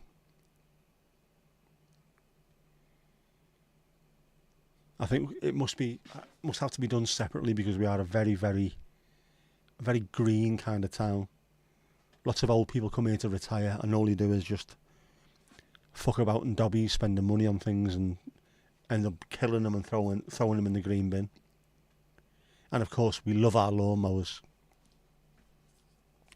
Including Albert Pierpoint, which I love that from the video as well, Steve, when they talk about he used to get 15 quid, was it? Or 15 shilling, whatever it was back then. Say 15 quid for every person he hung up by the neck until they were no longer moving. And his lawnmower cost 15 quid. Which one of them paid for it? Was it Ruth Ellis? Was it?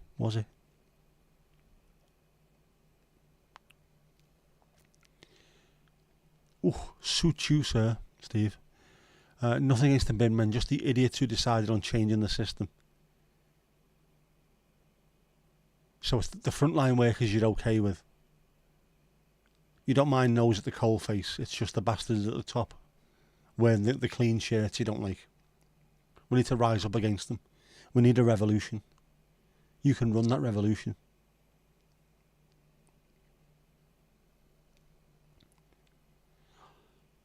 You're the same with 3 bins per talk. Is it going up? Is it going up? Is it going up? To what? 8? What? What's that going to be? Is that going to be a separate one for glass, a separate one for tin cans, a separate one for paper and all that? It's on its arse because all you do is they just put it into the same bin wagon, go round the corner, shake it up and then go and dig somewhere up, you know what I mean? It's ridiculous. Here's a fun fact. The Irish for President's House is arse on Uchteren. What? Your language make no sense. It make no sense. Other things separate as well. Batteries in your case, yeah. Batteries, empty lube bottles. We know you.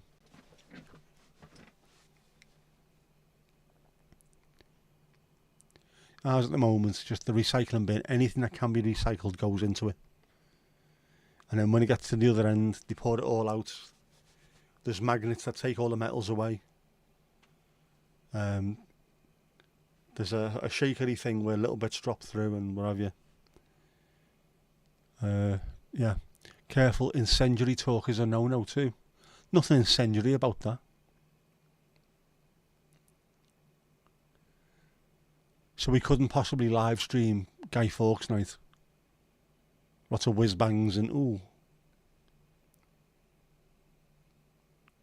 Watch the video on YouTube t'other night. The most complained about Harry and Paul sketches. What? I can't think there's too much to complain about with them. So I know some of it was a little bit near the knuckle at times, but considering what's gone since, nah, they are funny though.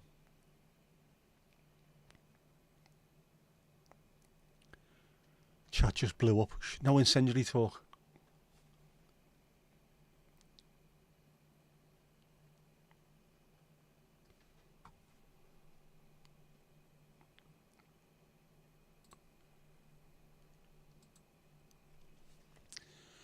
You've got a teeny pink tub for batteries, holds about 4 AAA size. What?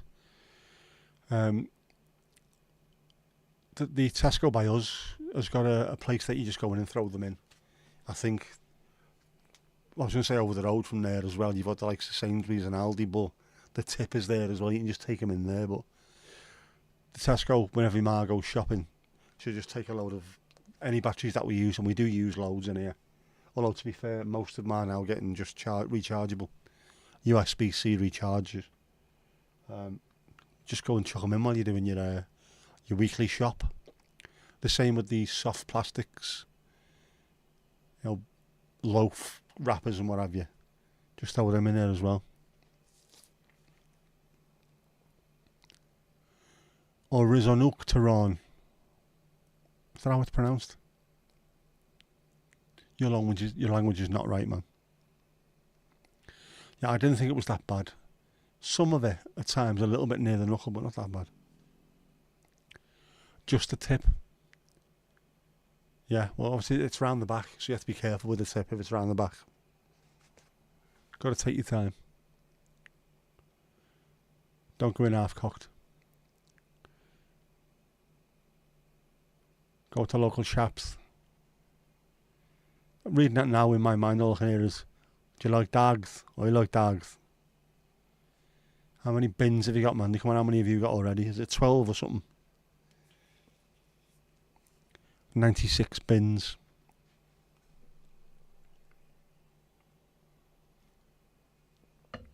Oh, man. Proper hot, man. Proper hot. I have got to do something and I can't think what it is. Obviously, it's not the bins now. It's not that. Any electrical rubbish gets put on top of the trolley box. What? Again, I'm quite lucky. The tip is round the corner, so anything like that needs to be chucked away. Any electrics, just drive around there and throw it straight in. It's quite handy for that. Most of them are the posh scaffolders and gay dad who's... the dad whose son was gay. Yeah. Were many gay people offended by them jokes, or did they think it was hilarious and people got offended on their behalf?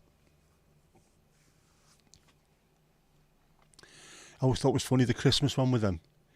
Do you want a mince pie? Mince pie. The posh scaffolders. The women know your place. They are funny because it's done deliberately to show you how sexist things used to be. They're not being sexist, you know what I mean? It's shining a light on what it used to be like. Jackie, you can put small electric appliances in the recycling bin. Lucky for you to know, really, isn't it, once one runs out? Saf, you're heading to bed now. Ciao, ciao. Be safe and be good. No worries, mate. You take care, bud. We will catch you later. Oh, get ready, Mandy. That's the point. They themselves are not being sexist.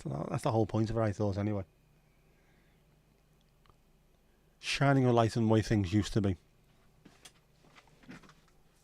In as much as, do you want to go back to the way they were? This is how it used to be. It's funny as well, I watched loads of films on Talking Pictures TV. The amount of women that were getting slapped all over the place, and we're thankful for it. It really does stick out. Stands out. Just how badly women were treated in film back then. But, what? Don't argue with me. She never said anything, just said but, and you smacked her everywhere, you knobhead. Anyway.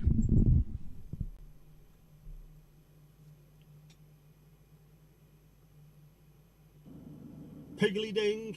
Next. Right, we've had 2 piggly dings. Mandy, you are behind the bar. Get behind there, get sorted, girl.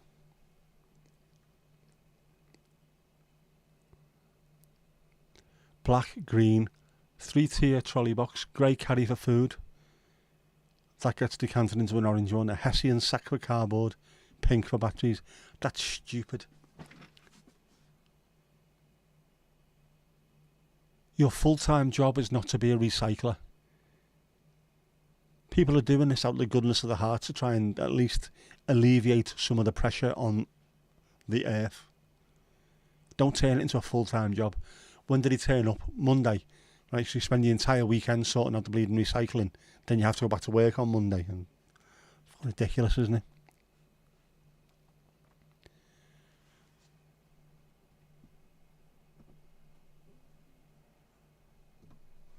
Coke and Pringles.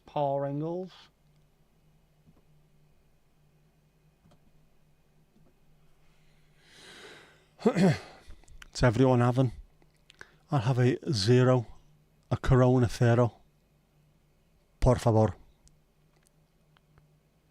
Yeah, and to top it off, Mandy can't do over 20 mile an hour on a mobility scooter. It's bang out of order, man.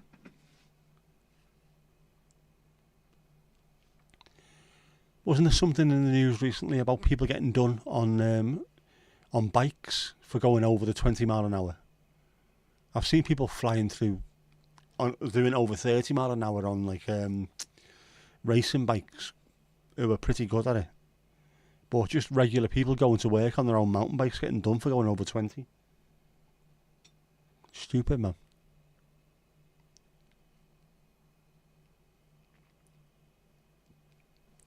Ooh, the tips are out. Ali's tips are out. There you go. For you, Mandy. For you. You've actually got bin inspectors who go and randomly check bins, and if mixed waste, they put a big sticker on it. What's to stop anybody walking past your house and throwing something in your bin? I'd love to just imagine taking you to court. All right, take me to court. Can you just let me know? Can you show me who put stuff in there? Absolute half-wits. A Jinxie Jungle Juice cocktail, of course. We've missed them. We haven't seen them in ages, have we? That's happening all the time. Oh, bollocks to them. Take me to court. Go on, take me to court. I'll make you look an absolute fucking idiot in front of all your mates.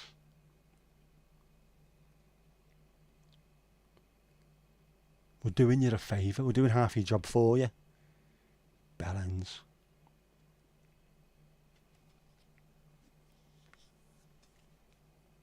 The same as skips. When you order a skip, it says on the side, don't overfill. Don't be using greedy boards and stuff like that. Do not overfill, and they turn up, you've overfilled this. No, I haven't. I put 3 things in there. The entire fucking street has been throwing bikes and shit in there. Nothing to do with me. You're going to have to get them out, lad. You forgot to ask, was the hay band any good?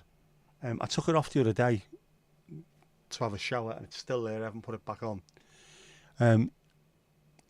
That and the air purifier seem to have made a difference. I said earlier on, I will sneeze tonight, and I haven't. So being in this room, I think it's worked. Plus, I look dead cool. It looks sick, man. It looks sick. I look like I could be an X Games skateboarder with it on. You've got certain skips with certain waist, and you have to order the right one.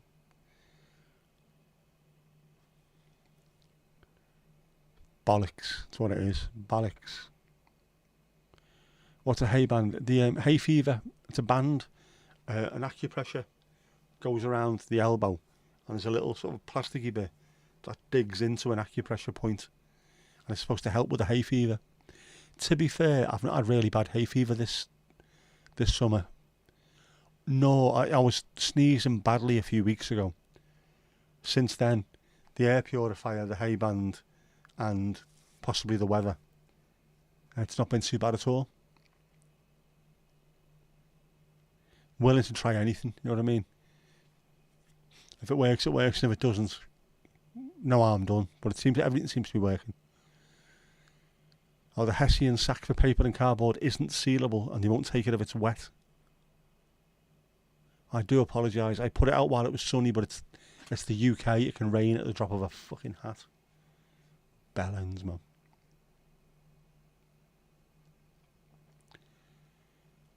Something's working for me, it is. We haven't had a summer, we haven't. Mind you, we didn't have a winter, so we can't really moan too much, can we? Bondage, Jackie, bondage. The band is pure bondage, it is. It does look very punk.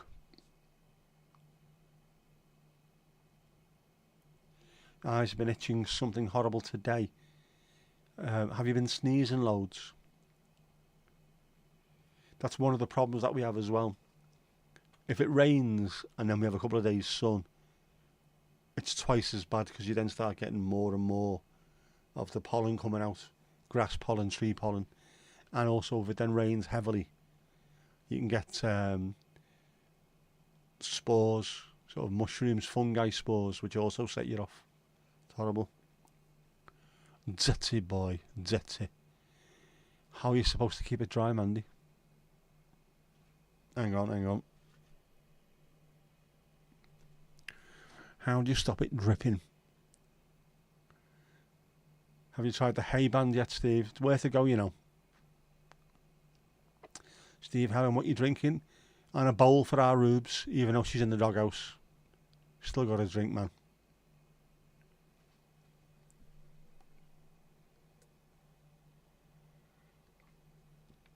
Something with elderflower.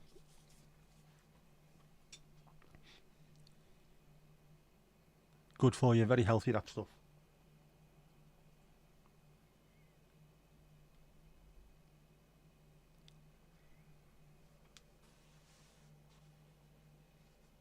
There is a thing in there, isn't there?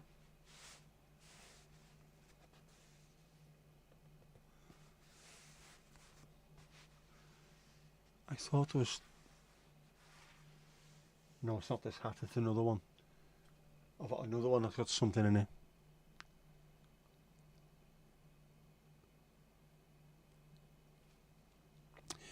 You're nursing the 2 halves you bought when you first came in. Oh. Jinxie's growing elderflowers in your front garden.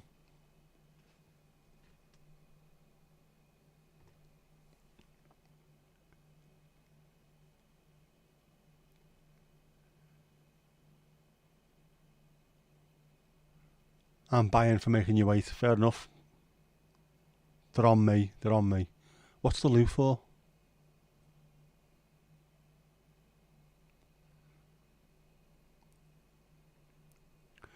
Yes. Is it a euphemism? Elderflowers in your front garden. Oh, I swear. Dog bowl.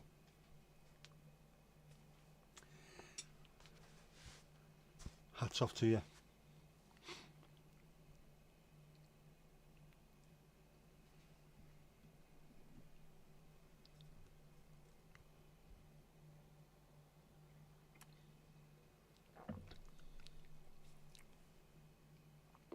So it's an anti-Brazilian. The opposite of a Brazilian. An elderflower. Dogs always drink out of the loo. Has anyone told them? Is it because they don't know? What have you told one of the dogs? Have you seen what we do in there? Oh, what? You let me drink out of there? No, I don't let you drink out of there. That's why I keep chasing you out, you fucking lunatic.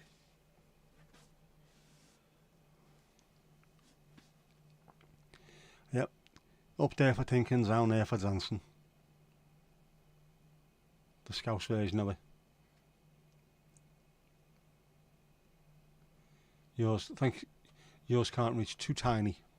Be thankful.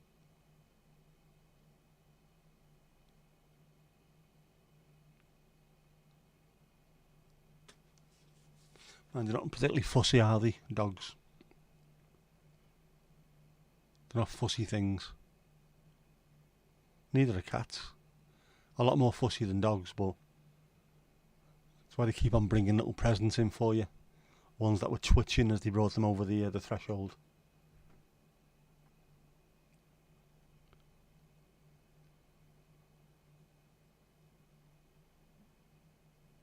Love to geese shite. No, what?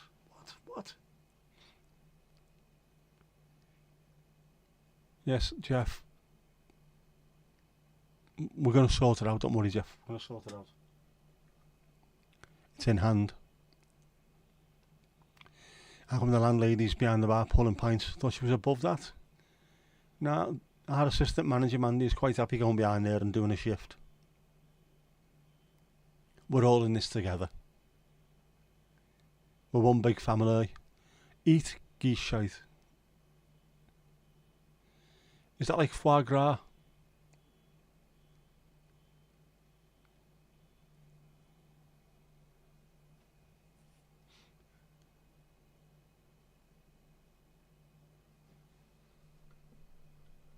Loads of weird noises going on tonight. Yes, Jeff, you've been told. Wind your Gregory in, Jeff.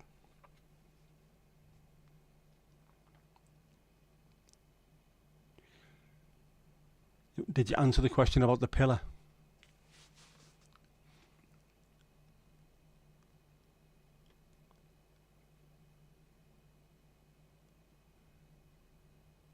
What's disgusting? What should be illegal?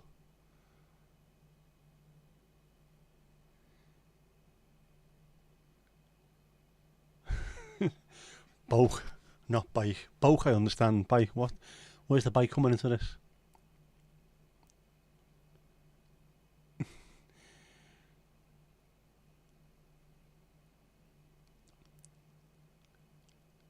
Repairing your pillar. Did you fix your pillar?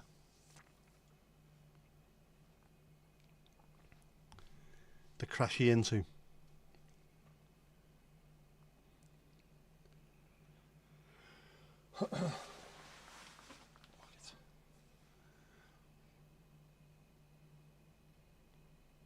Geese vomit for dinner, yep.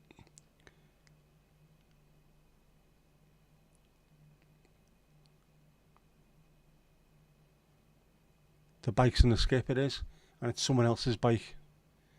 Your pillar your man drove into.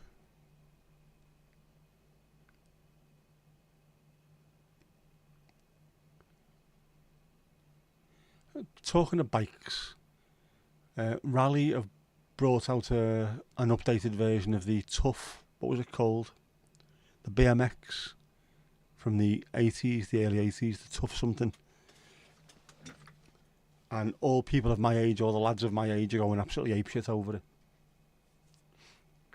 Boss tune. I love Massive Attack. With Liz Fraser, of course, Elizabeth Fraser from the Cocteau Twins, singing. Another one of my favourite bands.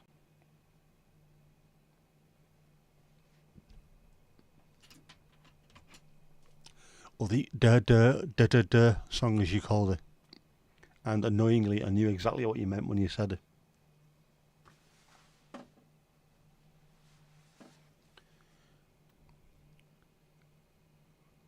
Should finish it tomorrow. Going to document it. Brilliant. Nice one, Steve. We can throw that on the screen as well. It's something that's been mentioned quite a lot on here, so very interesting to see how you've done that. Obviously, it's going to be a fantastic job. We know that.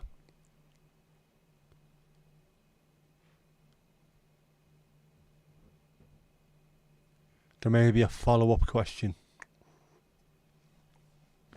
Sounds like one of mine. It does, doesn't it? Sounds very much like a Horace haiku, doesn't it? One of his tunes. It's as if, I don't know, AI have been stealing stuff from Portishead and Massive Attack. Possibly. Who knows? How long has that taken now? Some of these jobs do take a little bit longer, don't they? You asked it. Not as long as Dan's deck. Yeah, that did take a while. Never seen anybody so pleased to have finished a job in my bleeding life. I'm not surprised.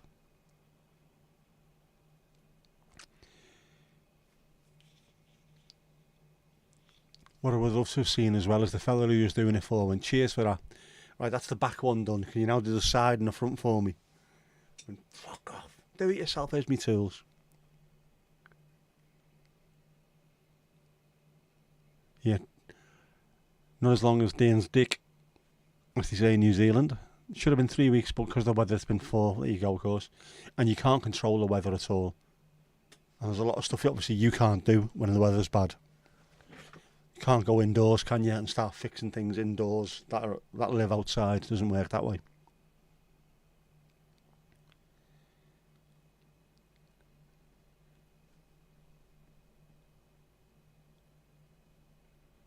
Yours only took a week to do. It's going to be done to the same kind of quality that was our Steve's. Come on. Do it right or do it shite.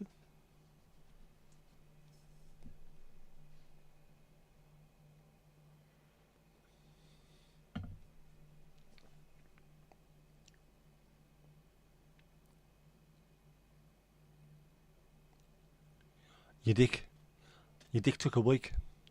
Ah, jeez, mate. The pillar or the dick? You don't really want them two mixed up, do you?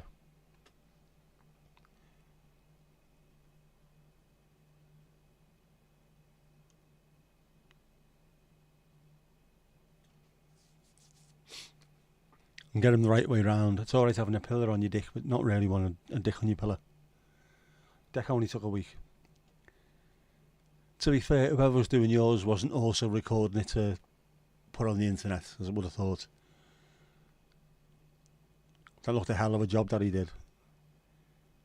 Don't think I'd be happy doing stuff like that.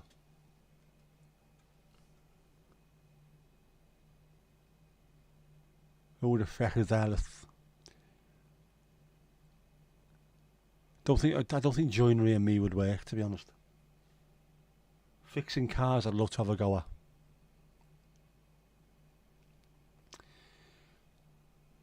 I wonder how Louise's lino laying went. Yes, has she buried a brother in the back garden or something? It's going up, it's going up, it's going up, it's going up, it's going up, it's there. Steve-o! There you go. Levelled up yet again, fantastic. It's not a pillar, it's the brick pier, yep. Lots and lots of work, I would have thought, in there. Brickwork always seems, well, it's a lot more involved than you normally see, isn't it? Even it only looks small. You start taking it apart, there's 2 or 3 courses to it. A lot more involved. Especially if you're doing it right, not just throwing things on the bloody ground. Lino Lil. There you go. We'll have to ask her. Find out how it went. But she'll be absolutely buzzing when it's all finally done. Shut the door and lock it behind the very last tradesman. Ta-ra, see ya, bang, gone.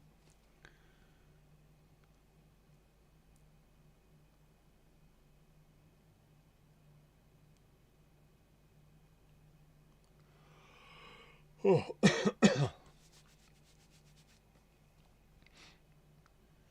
Up here, is it going into the sea?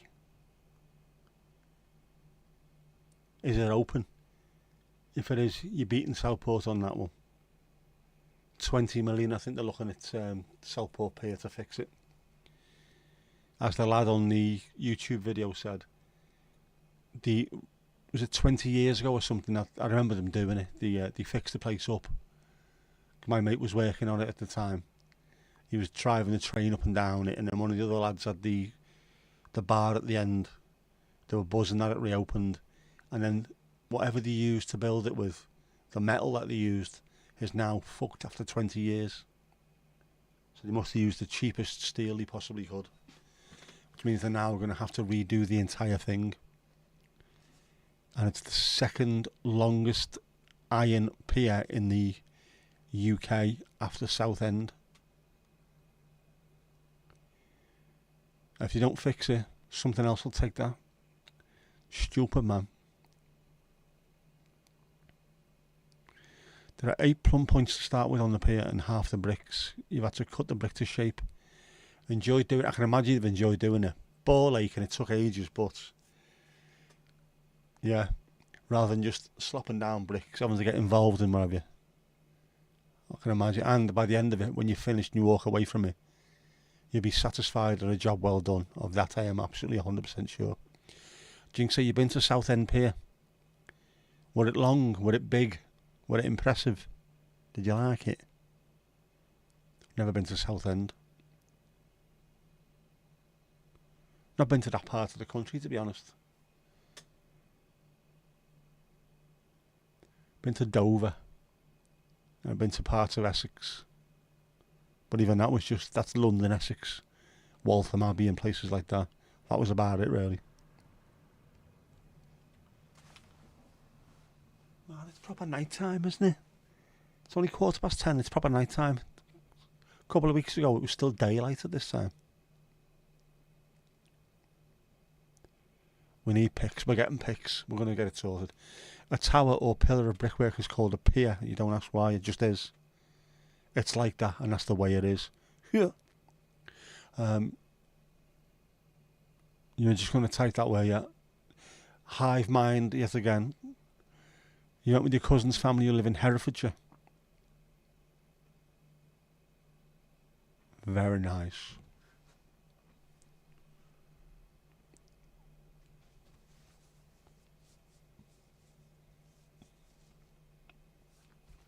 Jinx, yes, Jinx. Jinxie.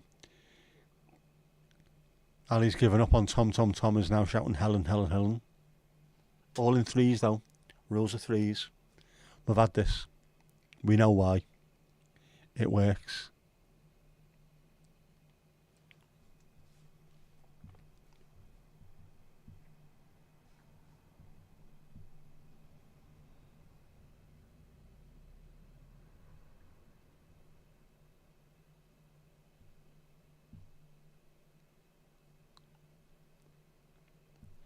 Oh, balls. I forgot to do my Duolingo last night. I've had to use a streak freeze. Whoa. Ain't nobody. Yep. Only just clocked that in the corner.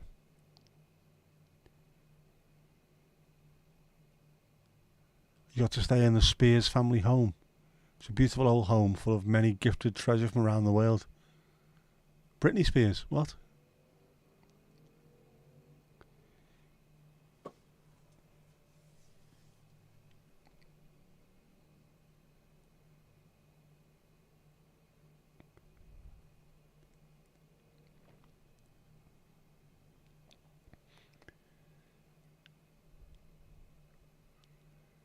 Never been to Herefordshire either.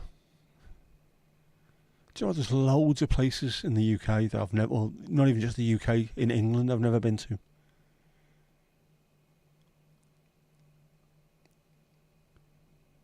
And I should have done. The original owners of Scrabble, the originals. I can imagine it's a massive old house then, full of many gifted treasures from around the world, but that was lovely. I need to go somewhere like that. I haven't done Speak All since I was a kid.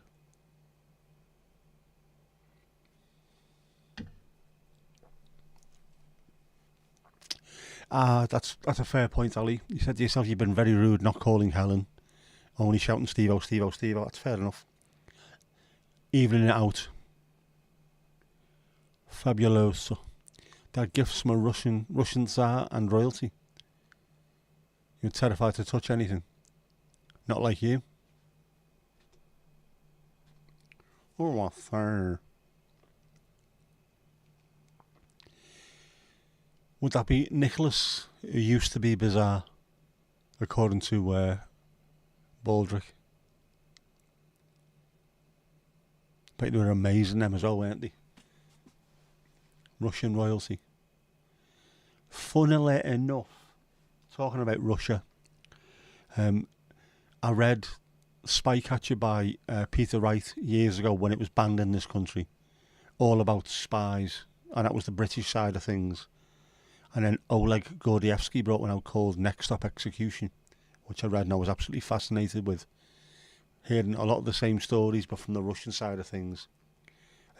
Oleg Gordievsky, he defected to the UK and he's lived here ever since. But hearing the stories about how he managed to escape Russia and all that kind of stuff. It's free on Audible as well, the audio books. I've had it on in the background today. When I finished on the phones, just took it on and put my feet up for a bit. Worth a try. It's a superb book. But I love all the idea of back then Russia. Old Russia was amazing. My nan went back in the early 80s. Said she loved it. Went to St. Petersburg. Any Fabergé eggs? They don't come cheap.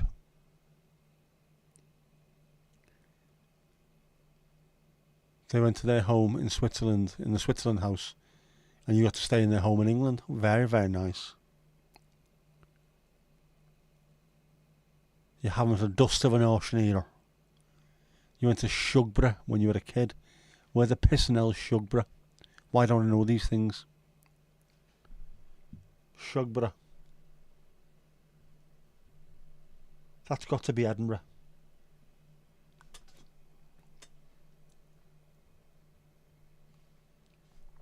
Let's have a look on the map. Where is it?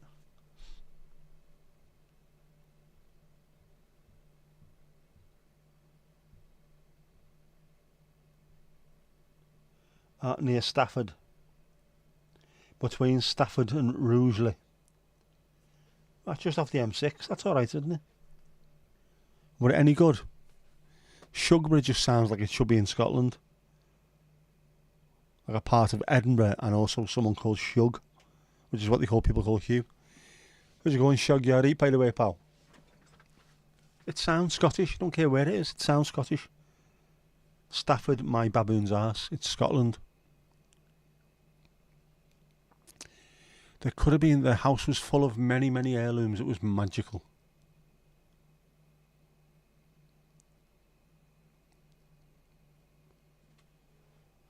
They had a Victorian schoolroom, so you had to pretend to have a lesson. Did you get caned by any chance? Was the fellow doing the tour, was he a bit dodgy? Would you mind awfully going over there and bending over, my dear? You know what I mean? They're everywhere. They're not. It is Scotland. I don't care what you say. I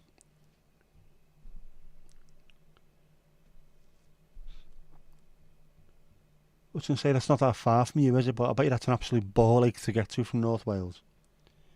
You'd have to go through Crewe, Nantwich, Stoke. Probably quicker getting there from Scotland, to be honest. It's hard to even explain what was in the house. Tapestry, vases, the lot. Lots of Dwayne had these millions of pounds worth of stuff. The Irish for sugar is shukra. That's someone else's name for it as well. Not just the Spanish sucre. Shukra is also somewhere else. I can't think where it is. Boss that, don't you? You did live in the Midlands then, though. That's cheating then. That's cheating. I mean, I can go somewhere where I live as well. It's not as impressive now, Mandy. You've let us all down there now. I hope you're impressed with yourself. Oh, God. Disgraceful behaviour. How the other half live. It's not even the other half, really, is it? It's the other 0.1% who live that kind of way. A really old-fashioned home as well. Something like you'd see in Downton. And they let you in there. Did you have to be vetted first? Ooh.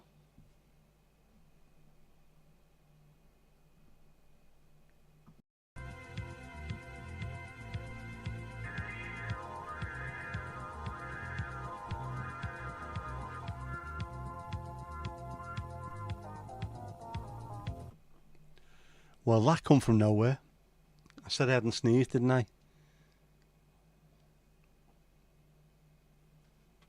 Might be another one.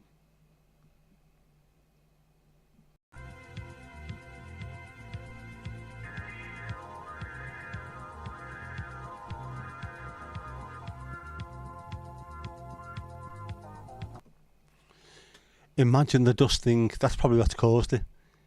You mentioned an old house and all of a sudden the dust. Yeah, jinxed myself, I did. I think I've had the window open for a few hours now, so I don't know, it might be out there, it might not be. But I did say before the start of this there would be sneezes. I just thought I got away with it.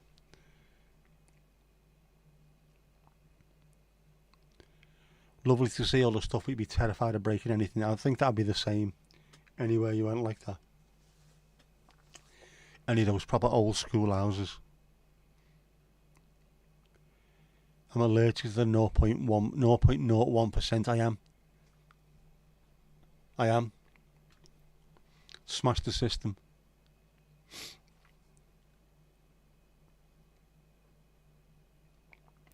Yeah, if you have the clown doll to a kid nowadays, they will be in therapy for years. They would, wouldn't they? I mean, genuinely, look at that. You would be absolutely shitting bricks nowadays. And yet we just looked at them and said, it's funny that. Born differently. Born in a different era. Oh, man. Where's that come from?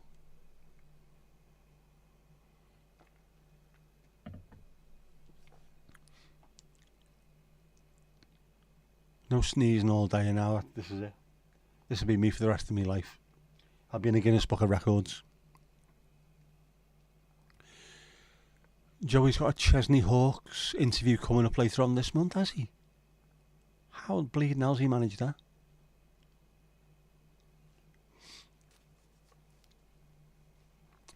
Wouldn't it be brilliant if he spoke to him for like 2 hours and never mentioned one and only, even once? That would be fantastic. But like having Edmund Hillary on and not mentioning mountain climbing at all. I'd love that. See how long you'd last.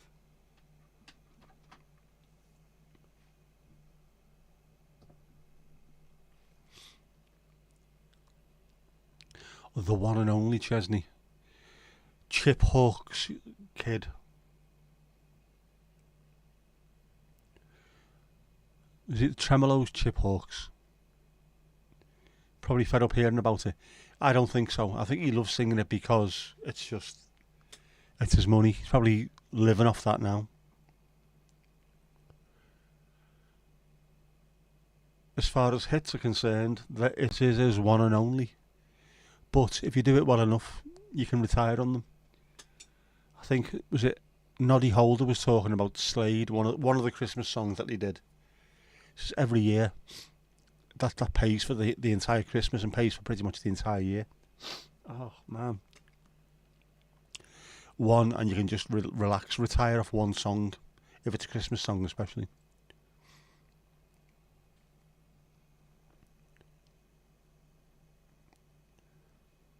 You'll be singing it in the comments.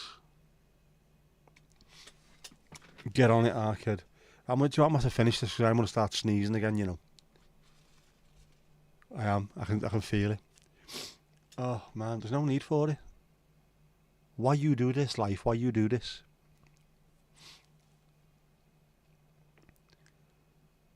Can't take that away from me. Yeah, I'm going to have to finish up. No piggly ding, I'm afraid, Mandy. I need to go and sneeze.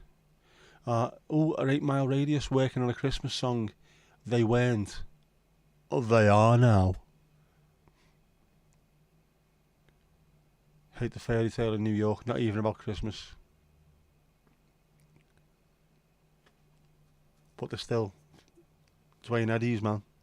It's all about the Dwayne Eddies, bro. Right, walk, cars, feet up, sneeze. That's the way it's going to be.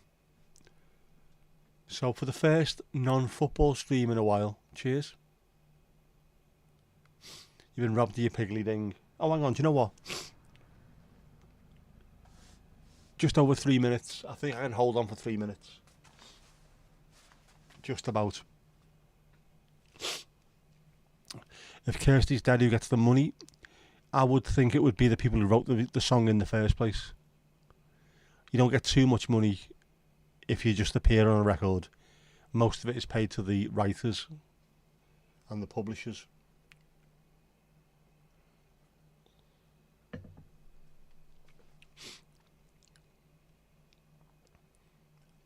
But her cut of it, I think, would just go to the family. I'm sure they must have she has her own music as well, so she must have some kind of publishing thing going on. Oh, man. Christmas Eve is mentioned. You like it, to be honest? Patrick Keelty spent an entire day with Neil Armstrong without asking him about the moon. And at the end of the day, Armstrong thanked him for it. You must be sick and tired of talking about it. Yeah, I had to read that 3 times before I realised. I thought you meant our Kirsty. What's happened to her? Yeah, as soon as I thought, wow, what's she on about? Oh yeah, Fairy Tale in New York. That Kirsty, not our Kirsty.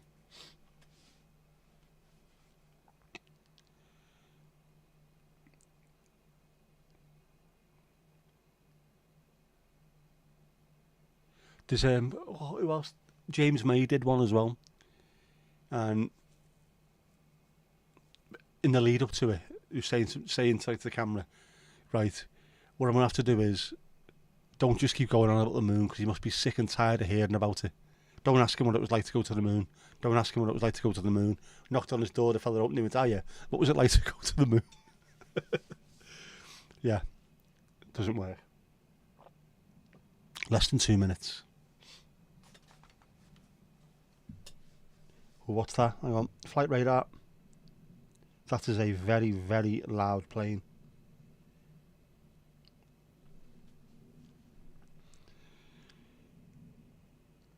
Nottingham to Cincinnati, Boeing 777. It's 777 going overhead.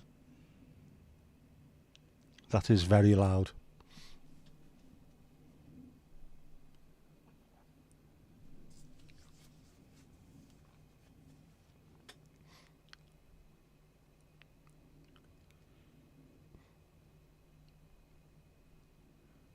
Who was that? Just sneeze or blow your nose. You can hear it.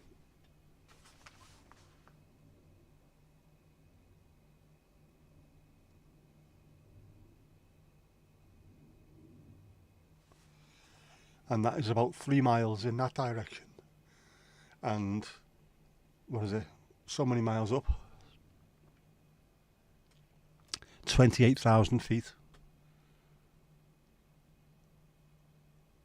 That's about 5 miles in the air, is it? Is that about right? 28,000 feet.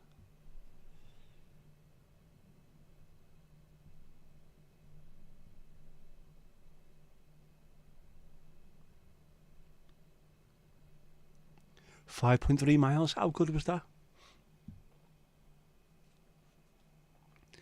How good at maths was I?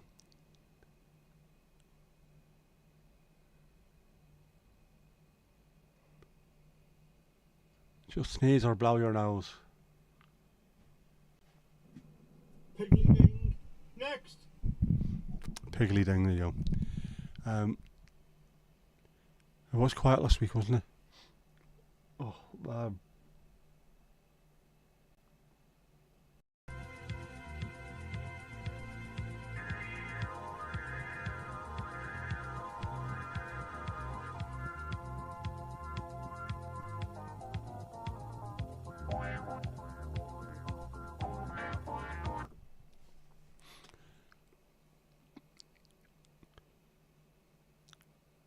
not sure how long this is going to last, but there you go.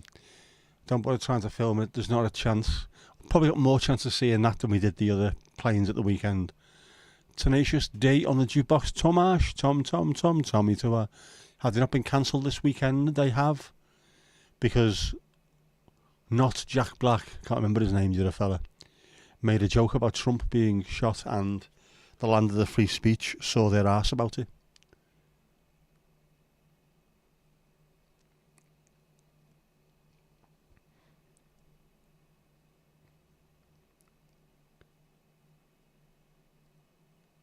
Yeah, what you tried to say about our Ali, apart from the fact that she was away for a weekend and it was nice and quiet.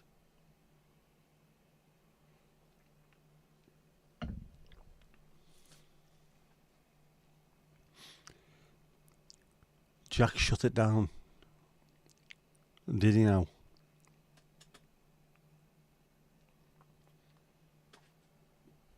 Ali times 3.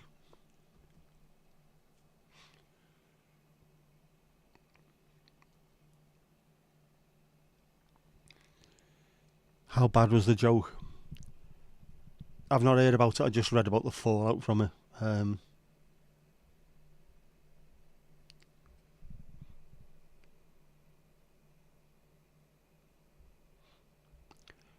Kyle Gass has been dropped by his agent after a controversial Trump joke. And another thing, the Tenacious D outrage is ludicrous pantomime politics at its very worst.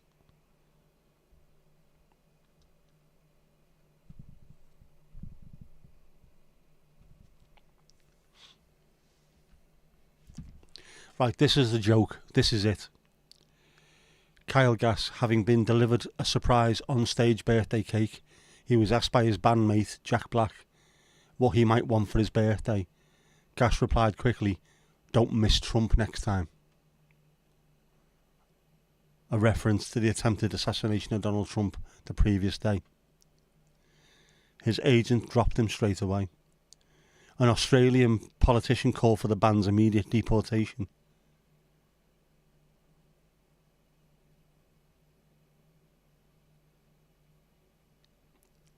Right, yeah, so Jack Black's had a go at him as well. Gass followed suit, apologising for a severe lack of judgment. Just a joke that didn't land. Fuck's sake, gobshite.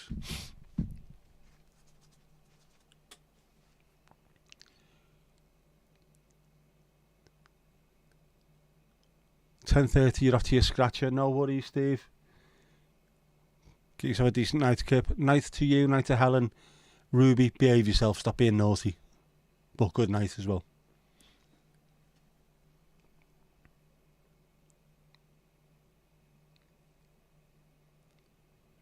Wasn't remotely exciting. It wasn't even bad, was it really? Throwaway remark. In the land of free speech. You can't make a joke like that.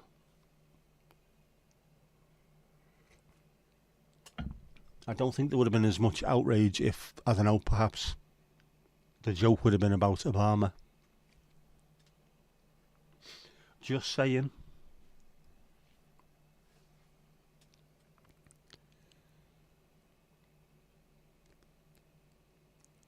Yep, sure, plenty have said a lot worse, definitely. Absolutely.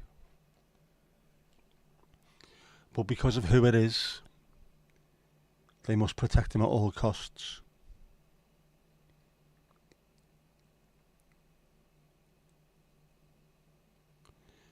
All is quiet.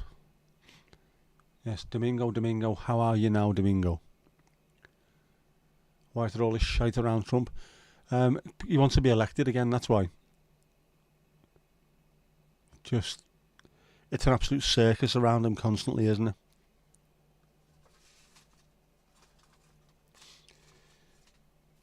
He's come from an area, where it's just about publicity. He's a TV star. Get whatever publicity you can when you can. It's not really a way that you should be running politics, but, you know.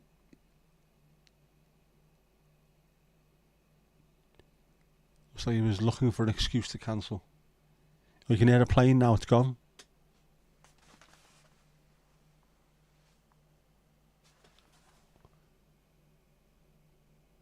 Or maybe not.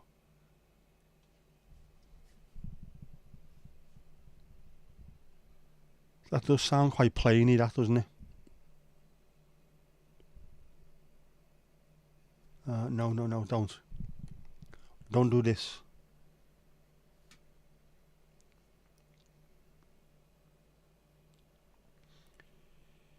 Right, there's Edinburgh to Bristol is not too far away. That might be what it is.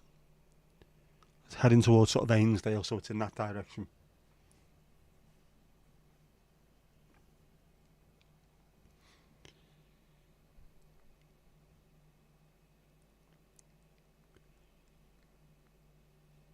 Domingos enjoyed watching Lanx TV this evening and mauling a new catnip banana. Lucky sod. Thought he wasn't allowed to, now he's a felon. What, Domingo? Oh, you mean Trump? Mandy, no, it's not the same one.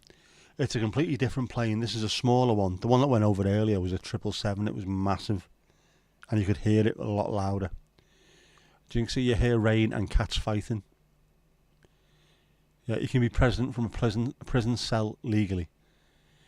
The question will be asked, in what country on earth, apart from there, would you happily vote for a convicted felon? It just makes no sense. But it is all about the cult of personality, that is, I think, wouldn't it? Seems to be more important how famous you are rather than what you can do.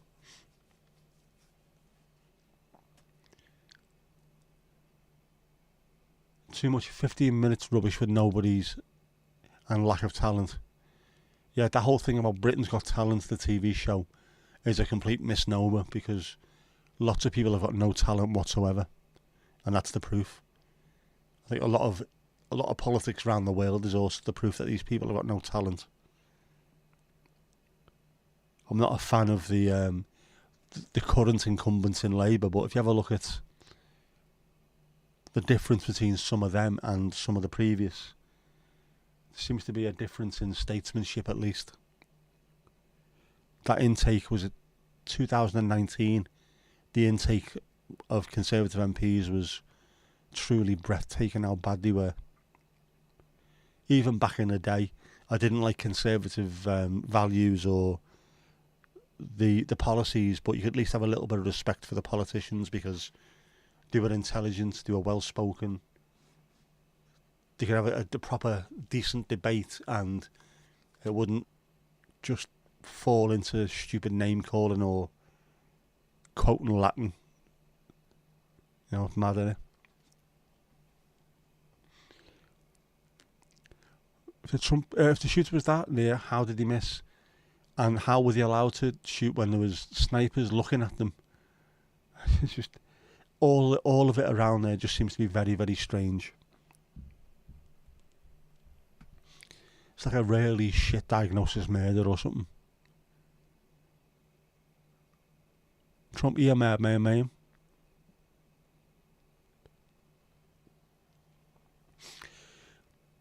You have delivered trainings to 30-odd wrapped staff in one of your surgeries today.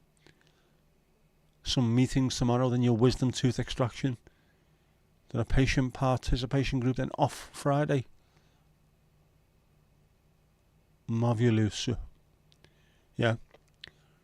Different country, different rules. It shouldn't be though. Although he did do well with the economy and more jobs, apart from the fact that he didn't apparently. Your man did though, Biden. But they're arsed, are they?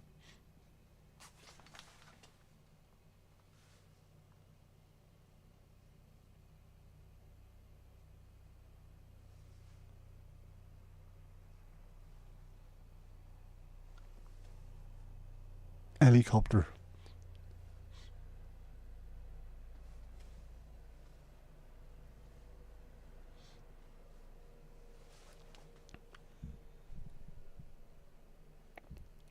That's not on the screen, where is it?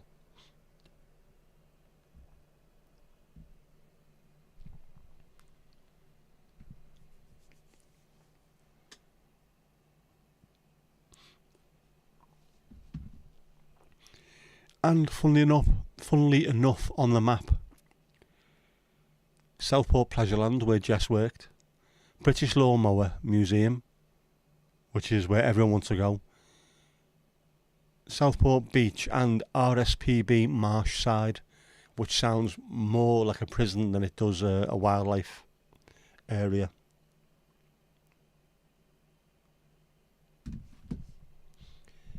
But anyway, that was a helicopter.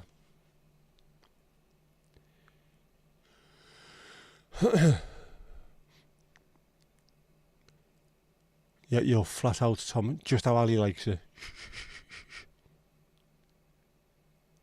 Wrapped or wrapped. It's two different things, isn't it? For the second, you might need a bit of that.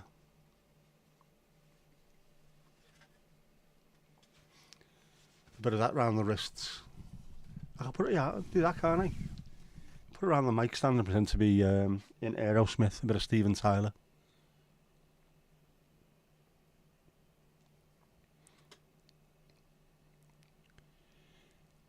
Time is your extraction. You read that he grew the economy in the workforce?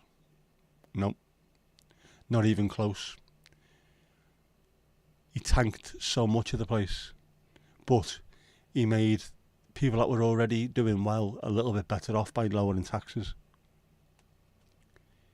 As with all these lunatics, if you reduce the taxes for the highest earners, they think for some reason it's going to help.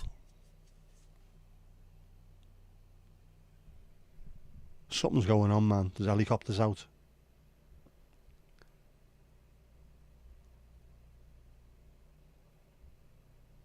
Not on flight radar though.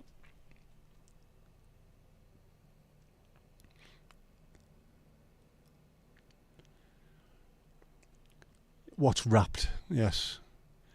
I think it's a very Australian thing, isn't it, wrapped? I think it comes from enraptured, is where it originated from. Joyce, mate, I'm absolutely wrapped.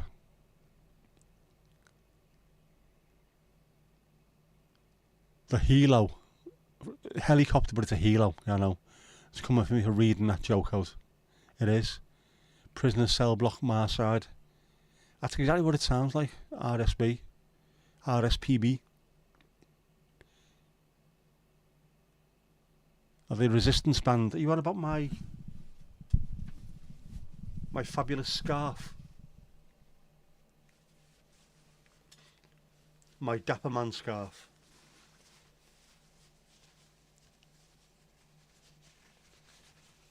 I can't get the bloody thing in there now.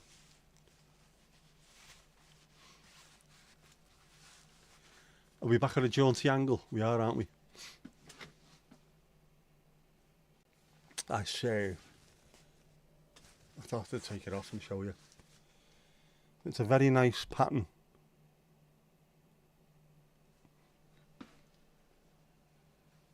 Trying to introduce a little bit of class into the stream, you know what I mean? Joyce, you didn't know what rep was. It's a lot of Australian sportsmen are wrapped. And also they have what else did he do? Lots of look mate. That's the start of every conversation you have with an Australian sportsman. Look mate, I'm absolutely wrapped.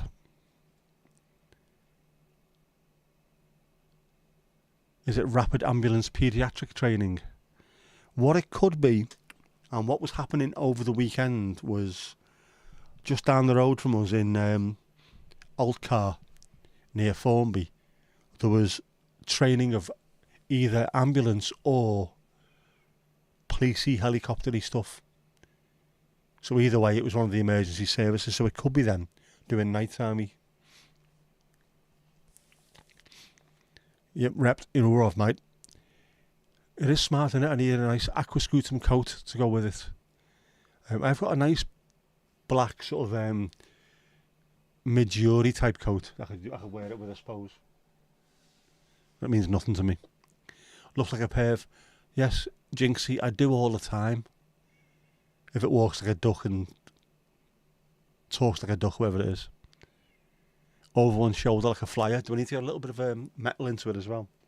So it's constantly sticking behind me like that.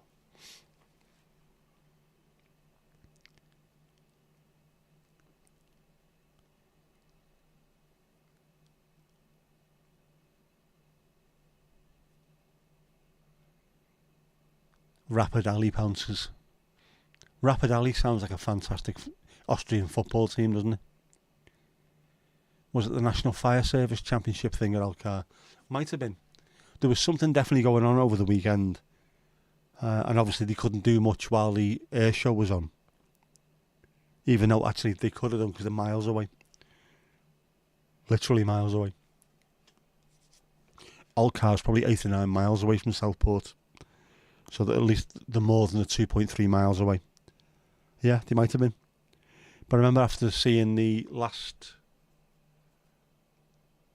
the last planes disappear on Sunday, it might have been. There was a couple of helicopters appeared from out Carway. Dirty old man, yep. Mid-yaw meaning nothing to me, he looks like a milk thief. This means orange to me, burnt sienna. Definitely something going on out there. Probably a stolen car or something, isn't it? You know, would be in Merseyside. Or they found a shitload of hubcaps and a 1970s joke book.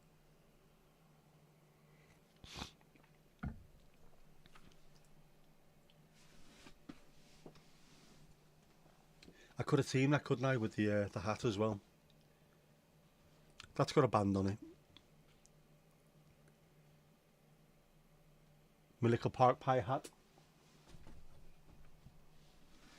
I wonder, do we get a full outfit?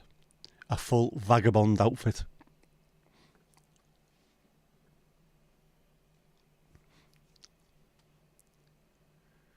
Wouldn't it depend on the flight path?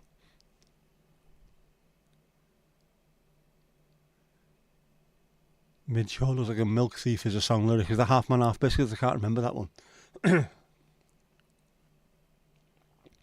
Fire Championship. There was a shooting in Kirby, maybe that's the helicopter. If they've tried to escape in this direction, it might be. But we also, don't forget, we're on the coast as well, and if there's anyone in a little bit of trouble out anywhere from Blackpool down to Liverpool, they have a tendency to go out and about.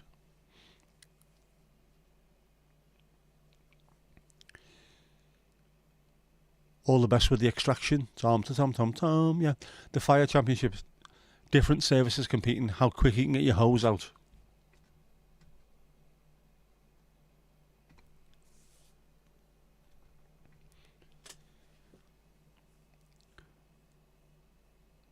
How quickly you can get it up. I've seen them before, the Fire Championships. Best emergency servicey, fiery people. Laminate a press card and stitch it in my hat. I could put one in there. Has my fedora got something I can stick in there as well? It might do, actually. I'll look into this a bit later on. I can do that though. Milk Thief is Half Man Half Biscuit, more recent one. I haven't heard all the recent stuff, to be honest. Or if I have, it's just been on in the background.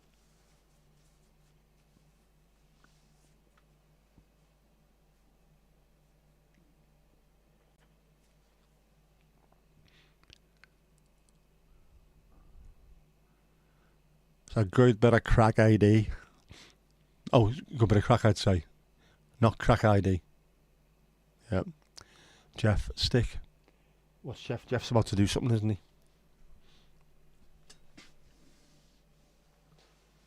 I think it could, you know.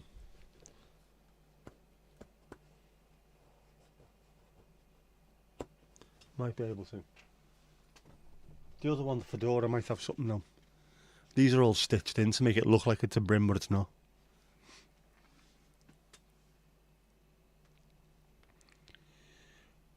You don't have any wisdom teeth at all? Ah, be thankful. Although I had one of mine taken out, and there was no issue with it whatsoever. But then I'm full of wisdom. Major never hurt anyone. That's what you say. You don't know these things. How do we know?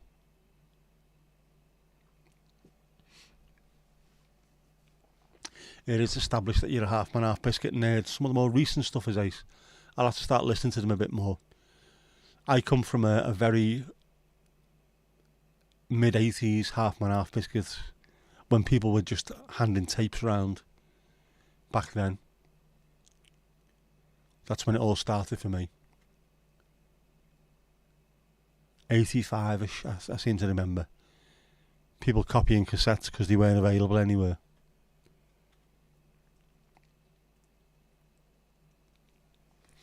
Oh, fireman competitions, says Mandy. Get rid of the bin men, bring in the firemen.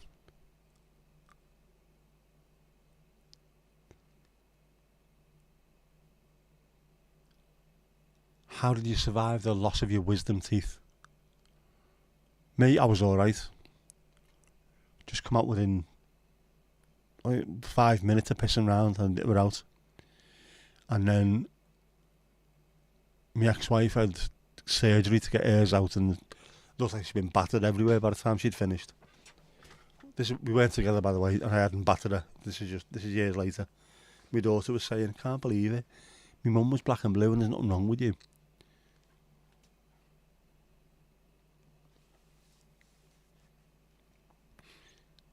You don't need the teeth of wisdom.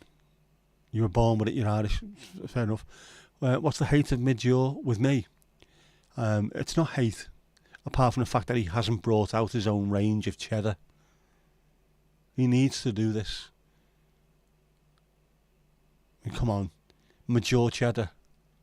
It writes itself. And also, he took Ultravox from being fantastic and cool to being shit. With his stupid sideys and with his that scarf coat to go with it. That kind of music now. Listen to the early Ultravox stuff, it was fantastic. He ruined it. Plus, there won't be snow in Africa this Christmas time. There's always snow in fucking Africa. Midge bleeding yaw.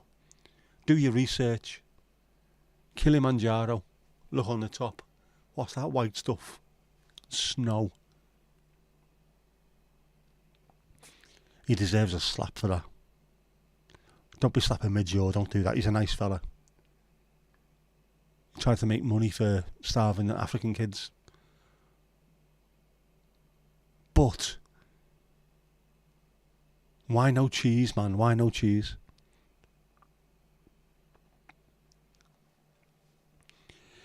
No offence to those that have or have had wisdom teeth. I know what it is.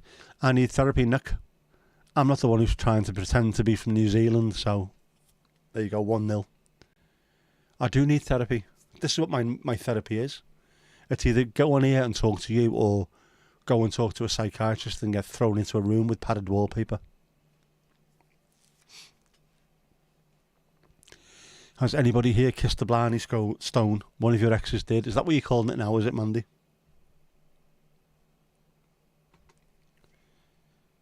Not that he needed to, he was gobby enough already. Yeah, I don't think I'd need to either.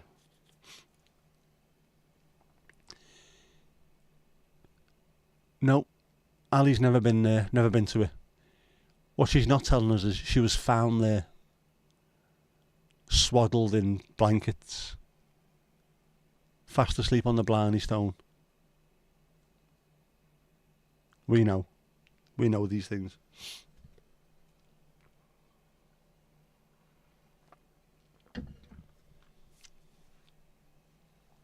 Jinxie, you climbed up but you wouldn't kiss the stone. Too much disease on that thing.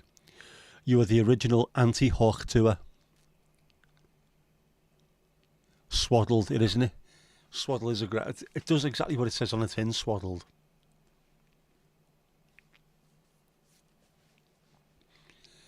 I'm a fan of words like that. Very expressive words.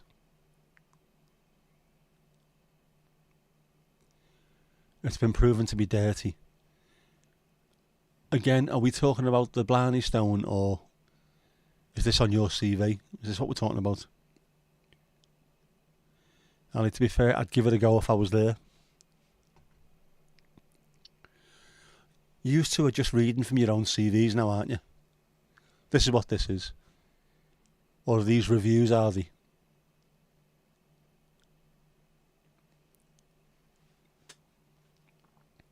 In the Offaly Gazette.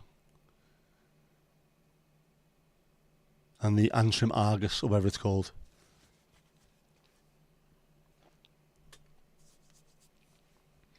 Both. It's good to have some good quality gear on your CV.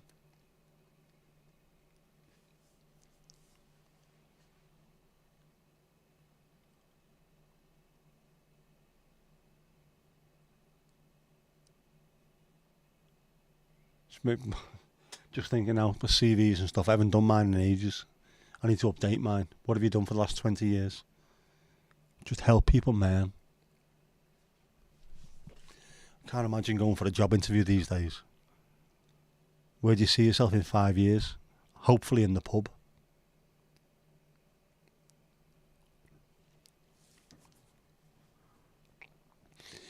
It's there for a reason. It is. It's a tourist attraction. Or are we talking about the Blarney Stone? The queue of people just lining up to kiss it. This is just writing itself. I don't even need to say anything now. Just occasionally press a button and we're sorted. Bow. It's all about the bow. Don't they spray it with disinfectant or something? Fucking hell, Mandy's getting involved now. Filt. Herpes. Don't think you've ever had a CV. No, I think you should be doing LinkedIn. Nah, man. I would steer clear of LinkedIn. Just seems to be weird. My CV was... I've only ever had 2 real jobs. Worked in the pub and then left there and started working for where I am now. I had 1 interview with Santander. Abbey it was at the time, Abbey National. And the fella said, well, I'm sorry we can't give you the job. There's someone else who's got more experience than you. I didn't have any experience. But he said, you're interviewed very well. I mean, oh, cheers for that. It's my first ever job interview. I said, what? I thought you were absolutely fantastic. Really, really comfortable. You knew what you were talking about. Holy shit, I have just managed to blag myself all the way through that. In my second interview, I didn't get the job, which is where I am now. We'll keep your name down. We might give you the ring in the next 12 months. And then they rang me 4 months later, just before Christmas.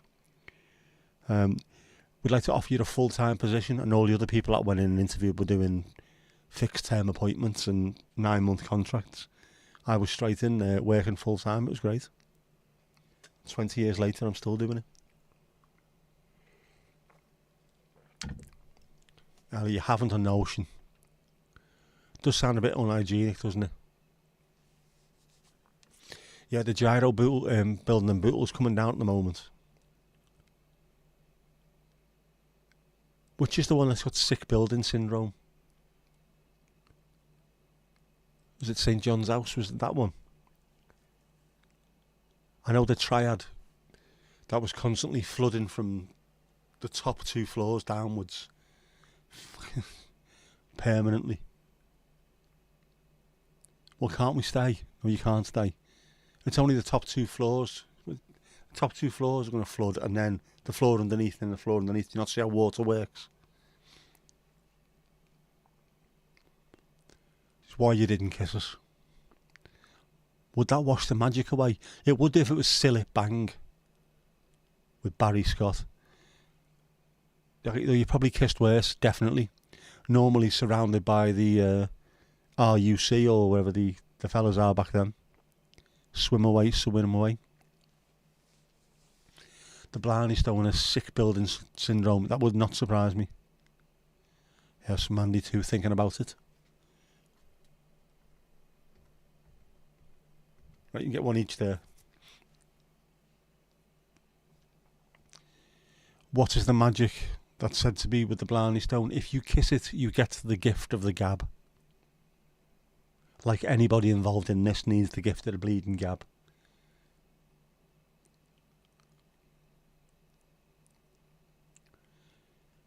Yes, the magic is related to the spots that emerge on your lips afterwards.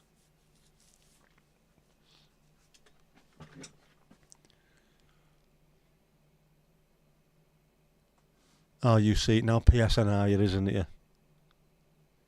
PlayStation Northern Ireland, they're the ones. I can't see RUC without thinking RUC as well. It's in my mind. That's the way wherever you saw it up on the screen, RUC. Which set? Depends on which set you kiss them with. Of course. Depends on if you're limboed over the Blarney Stone or not.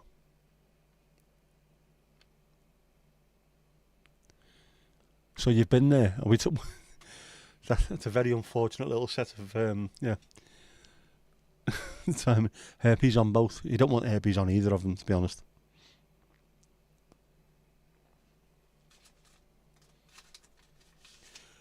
Although every time I see that word, it just reminds me of that fantastic phrase.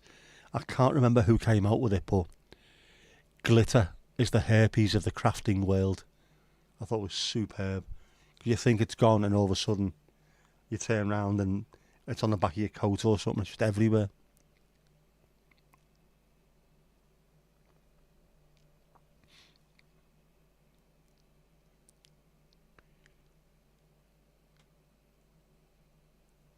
With what? Please Google Blarney Stone. What am I looking for?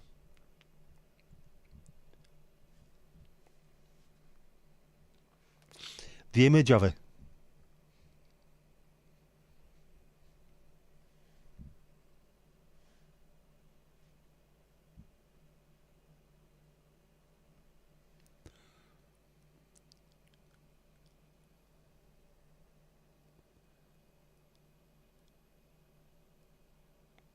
What's the myth? The myth is, if you manage to kiss the Blarney Stone, you will get the gift of the gab.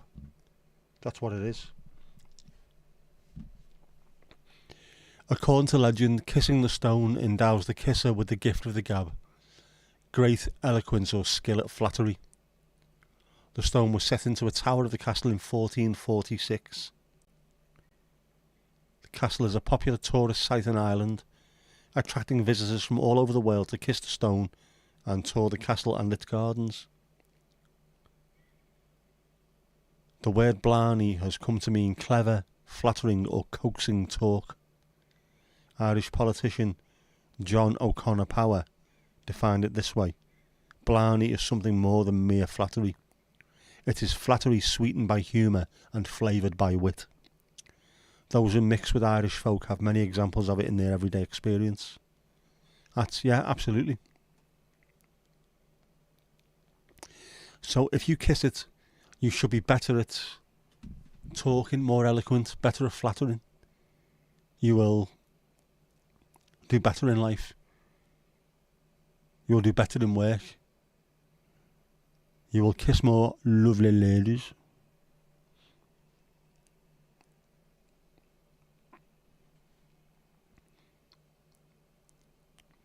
There must be a reason why. Someone's probably done it in the past, drunk.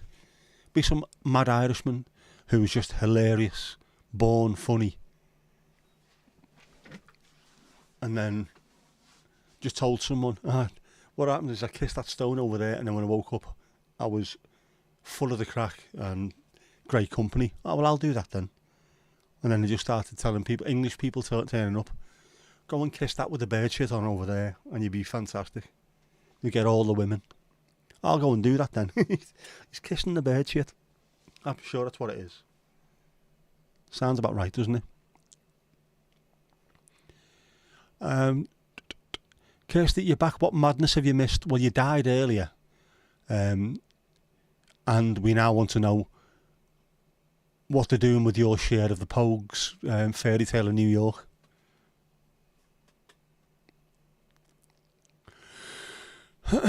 Yeah. You don't have that flow. You could have that flow, Jinxie. You could do. You're just not telling us. A few more beers down the pub.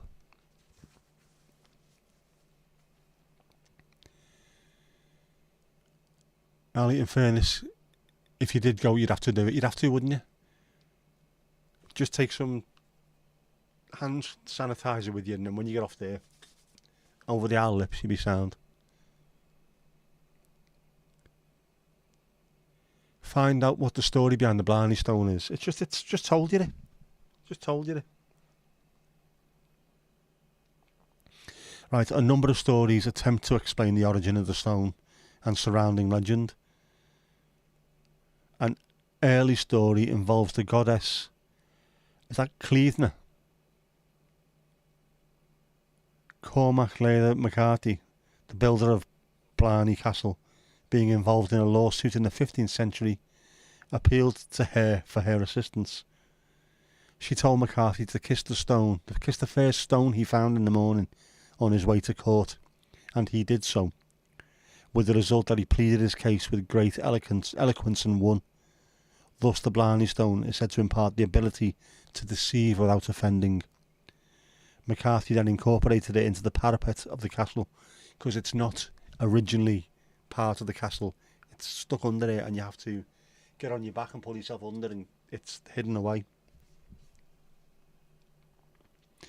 The proprietors of Blarney Castle list several other explanations of the origins of the stone on their website. Many of these suppose that the stone had previously been in Ireland, was taken to Scotland and returned to Ireland in 1314. The stories listed include one suggesting that the stone was presented to Cormac McCarthy by Robert the Bruce in 1314 in recognition of his support in the Battle of Bannockburn. The legend holds that this was a piece of the stone of Scone and was installed at McCarthy's castle of Blarney. Although colourful, this folk legend does not account for the fact that it supposes the stone was removed from Scotland 18 years before Bannockburn. Moreover, an analysis by geologists at the University of Glasgow in 2014 found the stone's geochemical signature matches local limestone. Right? So it's not from Scotland. So we reckon it's Cormac McCarthy was involved in a lawsuit. He kissed the stone after being told by some dodgy red-headed Irish bleeding woman. And then he won his lawsuit, and then after that he's telling everyone to kiss his stones.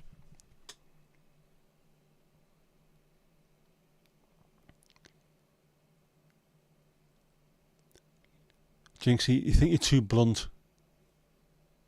What makes you think that? You're not blunt. You're not allowed to say blunt on here. Oh, it's different. It rhymes with that. That's for the live on Ireland. There you go. Think of the chapstick layer on the stone. Filth. The stone of Scone. That's the way you pronounce it, not me. Just telling you how they said it up in Scotland. It's a stone of Scone. Is where Scottish monarchs were crowned. You think, yep. That's a rubbish present. I've got you a better rock. Is it Blackpool rock? No, it's a better fucking rock. Just scoosh a bit of water over it and get rid of that bird shit. You'll be alright. Not the modern writer Cormac McCarthy. Might not be him. But maybe. Will they be related? Was he named after him? Which reminds me, I'm going to tell you a little story as well. Speaking of that particular name or ones similar to it. When I first started doing my job on the 12th of January 2004, we had our induction in the Holiday Inn in Liverpool. And because there was quite a few people, there was hundreds of people going for jobs, all starting. We all got a little name tag to put on and what have you. And we had to go in this big room to meet some of the people that were already working there and the big cheeses, the big bosses.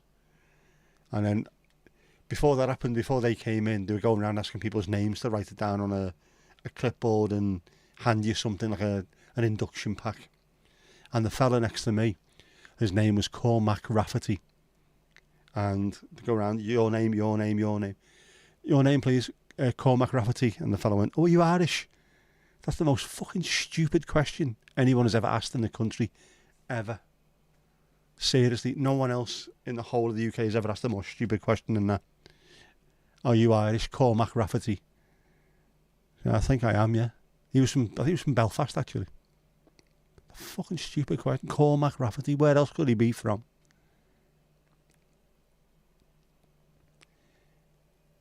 Cheers for helping us win a war. Have a rock. Yeah? Maybe he's thinking, if anyone tries to attack you, smash it into smaller pieces and launch the fucking thing at them. There you go. Is that where they get the stick of rock? Sweet. It might do. Scottish accent's very Duncan Ferguson. How's it going, bag man? You alright, pal?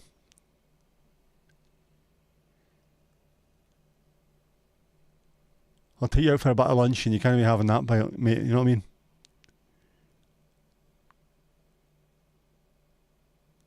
Are you not doing well in school, bag man, yeah? Yeah, you mean the idea for the stick of rock sweet? It might be. With the name all the way through it. Blackpool obviously is famous for it. We have rock shops in Southport because it's a seaside town. Get your rock shop, honey. Jinxie, your mother's maiden name is Rafferty, as is your Belfast family. Do you have a relative called Cormac Rafferty who used to work in Liverpool? He didn't last long. He ended up going to do a different job somewhere else, but he's a funny lad. I liked him. Me and him got on well. So where's Duncan in the lexicon of shit impressions? Along with basically, you know what I mean? Like, yes, you are a commentator on Newcastle radio, you fucking lunatic. Didn't think rock was still available. Jinxie, it is well and truly available. Next time I'm in town, I will actually jump out the car. I'll stop it first, but I will jump out the car and I will show you rock shops. In fact, my sister's boyfriend I think his family are from a sort of travelling background, and they do a lot of the shops in town, donut shops and things like that. I'm sure one of them's got a rock shop. You got some there in a shop as well.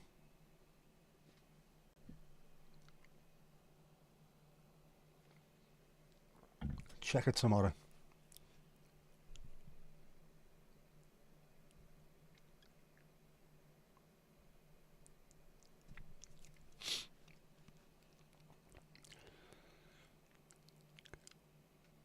Travelling. Gypsies and Teven. Whittle. Oh, I found it. But I found it in a work computer. So it's on an Excel document. I'm going to have to find a way of sorting it out, and I'll let you see that one, the Whittle Dictionary.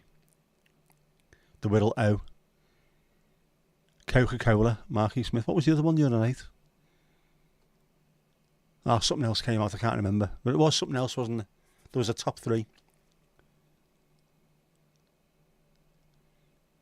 won't buy it, it'll break your teeth. Yeah, leave it to soften. Don't be sticking it in your mouth while it's rock hard. It's probably where it comes from, isn't it? George Michael, that was it, wasn't it?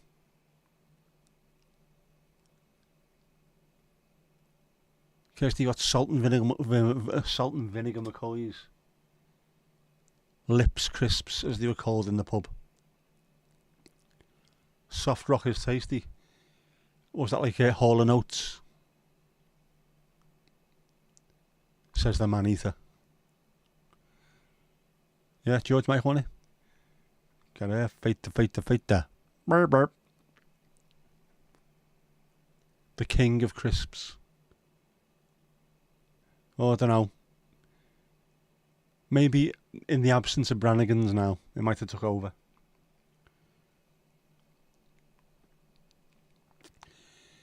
How do you do that then, Tom? Leave it until it goes soft. Why is male oral sex known as a blowjob? Where did that come from? Maybe when you don't get one, it's an absolute blow. I don't know.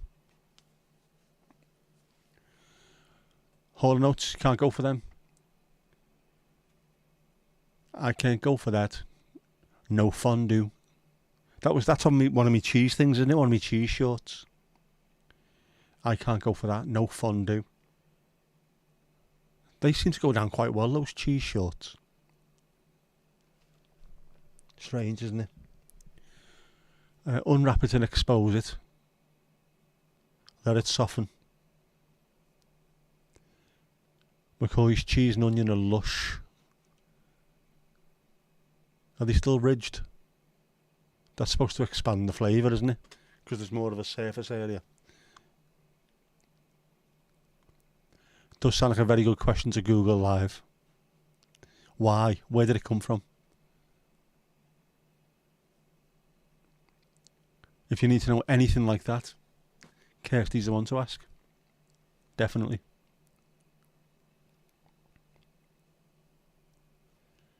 You have to buy one now to see that.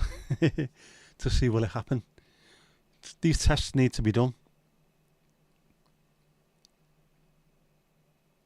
And of course, that's also, it fits in sort of with the difference between a biscuit and a cake. Is when a biscuit goes off, it goes soft, and when a cake goes off, it goes hard. It's a good rule of thumb, that one.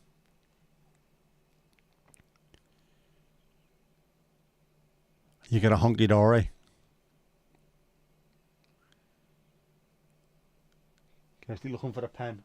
Always have one to hand just in case inspiration strikes.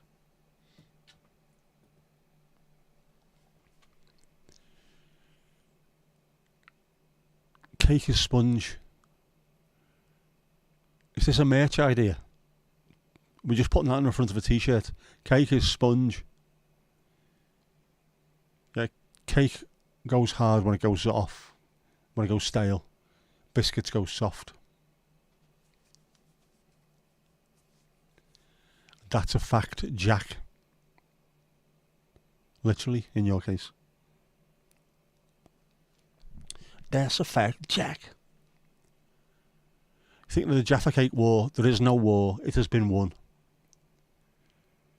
The people I work for went to court to prove this. And also, for those who say that Jaffa Cake is a biscuit, not a cake, it self-identifies as a cake. The people who say it's not are the Graham Linehan of the biscuit aisle. If it wants to be a cake, let it be a cake. End of story. It's 2024, man. Self-identification for the biscuits and the cakes. A day or for a few hours. I think it's going to be more than a few hours. I think it might be a few days for a stick of rock to go soft. If I remember rightly. Cake rights are human rights. Exactly.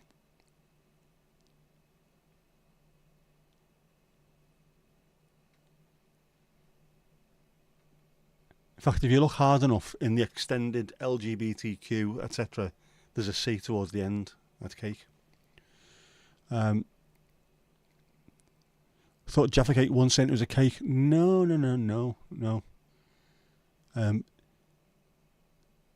It's... I'm trying to think which way around it is. There's a tax on cake, but not on biscuits, I think.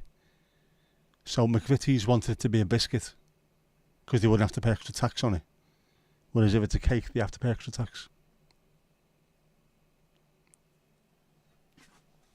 Hence the going to court over it. It becomes a luxury item if it's a cake, not a biscuit. Why Ali Cube? It's Ali Ali Ali.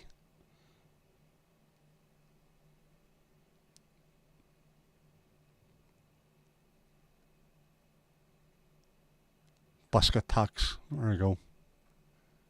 So it's a cake. It is. It's officially now a cake, a Jaffa Cake. They went to court and it has now been classed as a cake. Just simple as that. Whether you like it or not, in law, it is now a cake.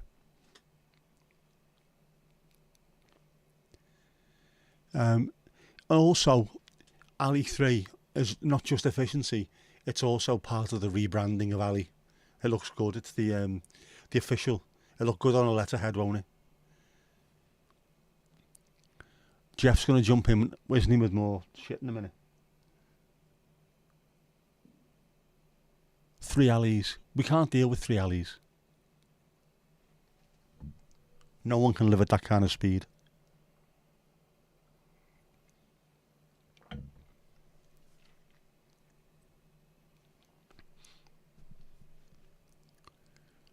It's the dream.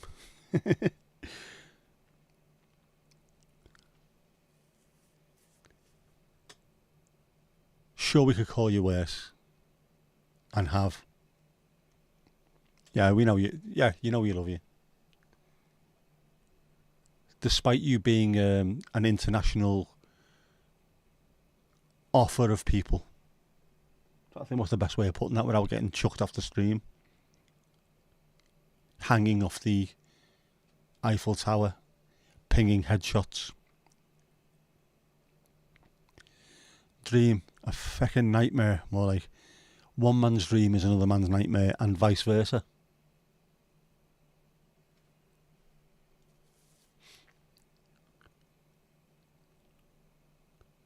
Yeah, that's it. Full thing is the difference between fresh and stale. A cake is soft when fresh and hard when stale, and a biscuit is the opposite way round. We know this to be fact. It's a good rule of thumb. But yeah, when you write cake on the side of a box, don't try and tell people it's a biscuit. Because it ain't going to work, bruv.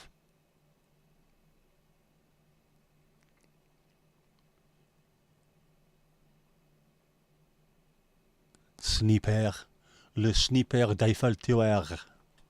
Yep. Love us all too in small doses, of course. I don't think I do small doses, to be honest with you. Being the size I am and the fact that I'm on your screens constantly, begging for attention.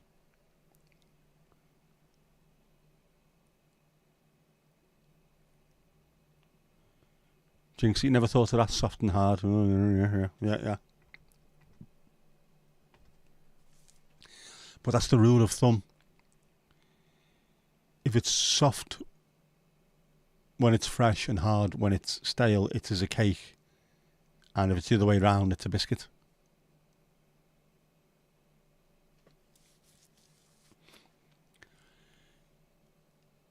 If your ginger nuts are hard, it's fresh.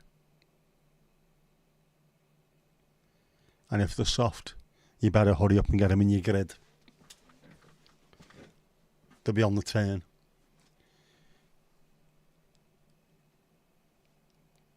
The question is why the Jaffas in the biscuit section rather than the cake one. They're infiltrators, I think. Infiltrators within the biscuit aisle.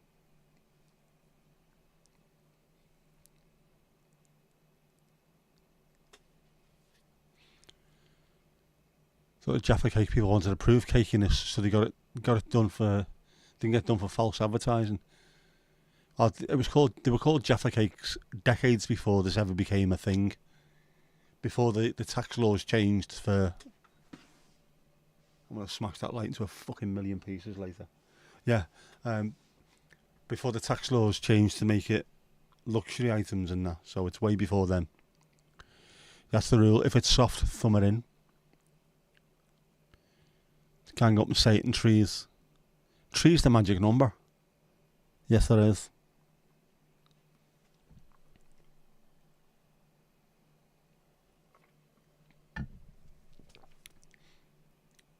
Well, that's an extra hour on top of the sneezes.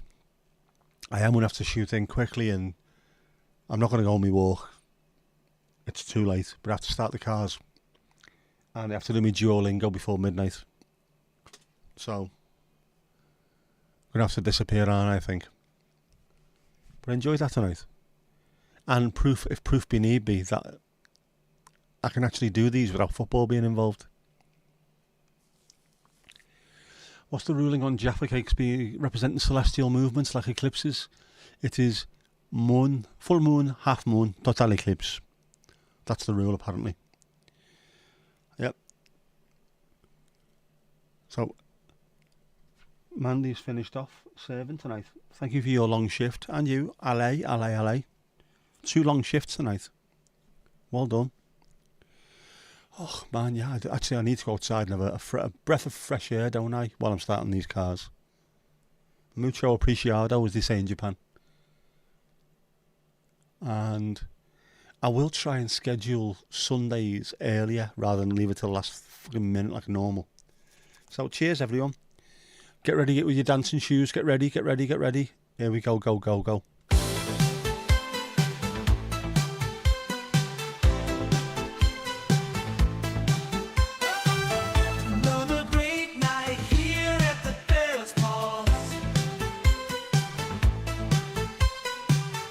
Folks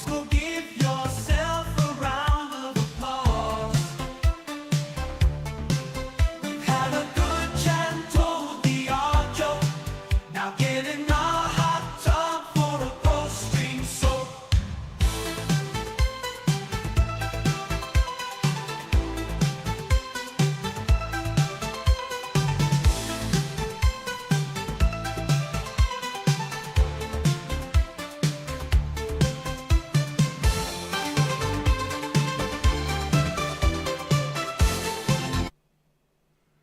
And that's that. Hoo-yah!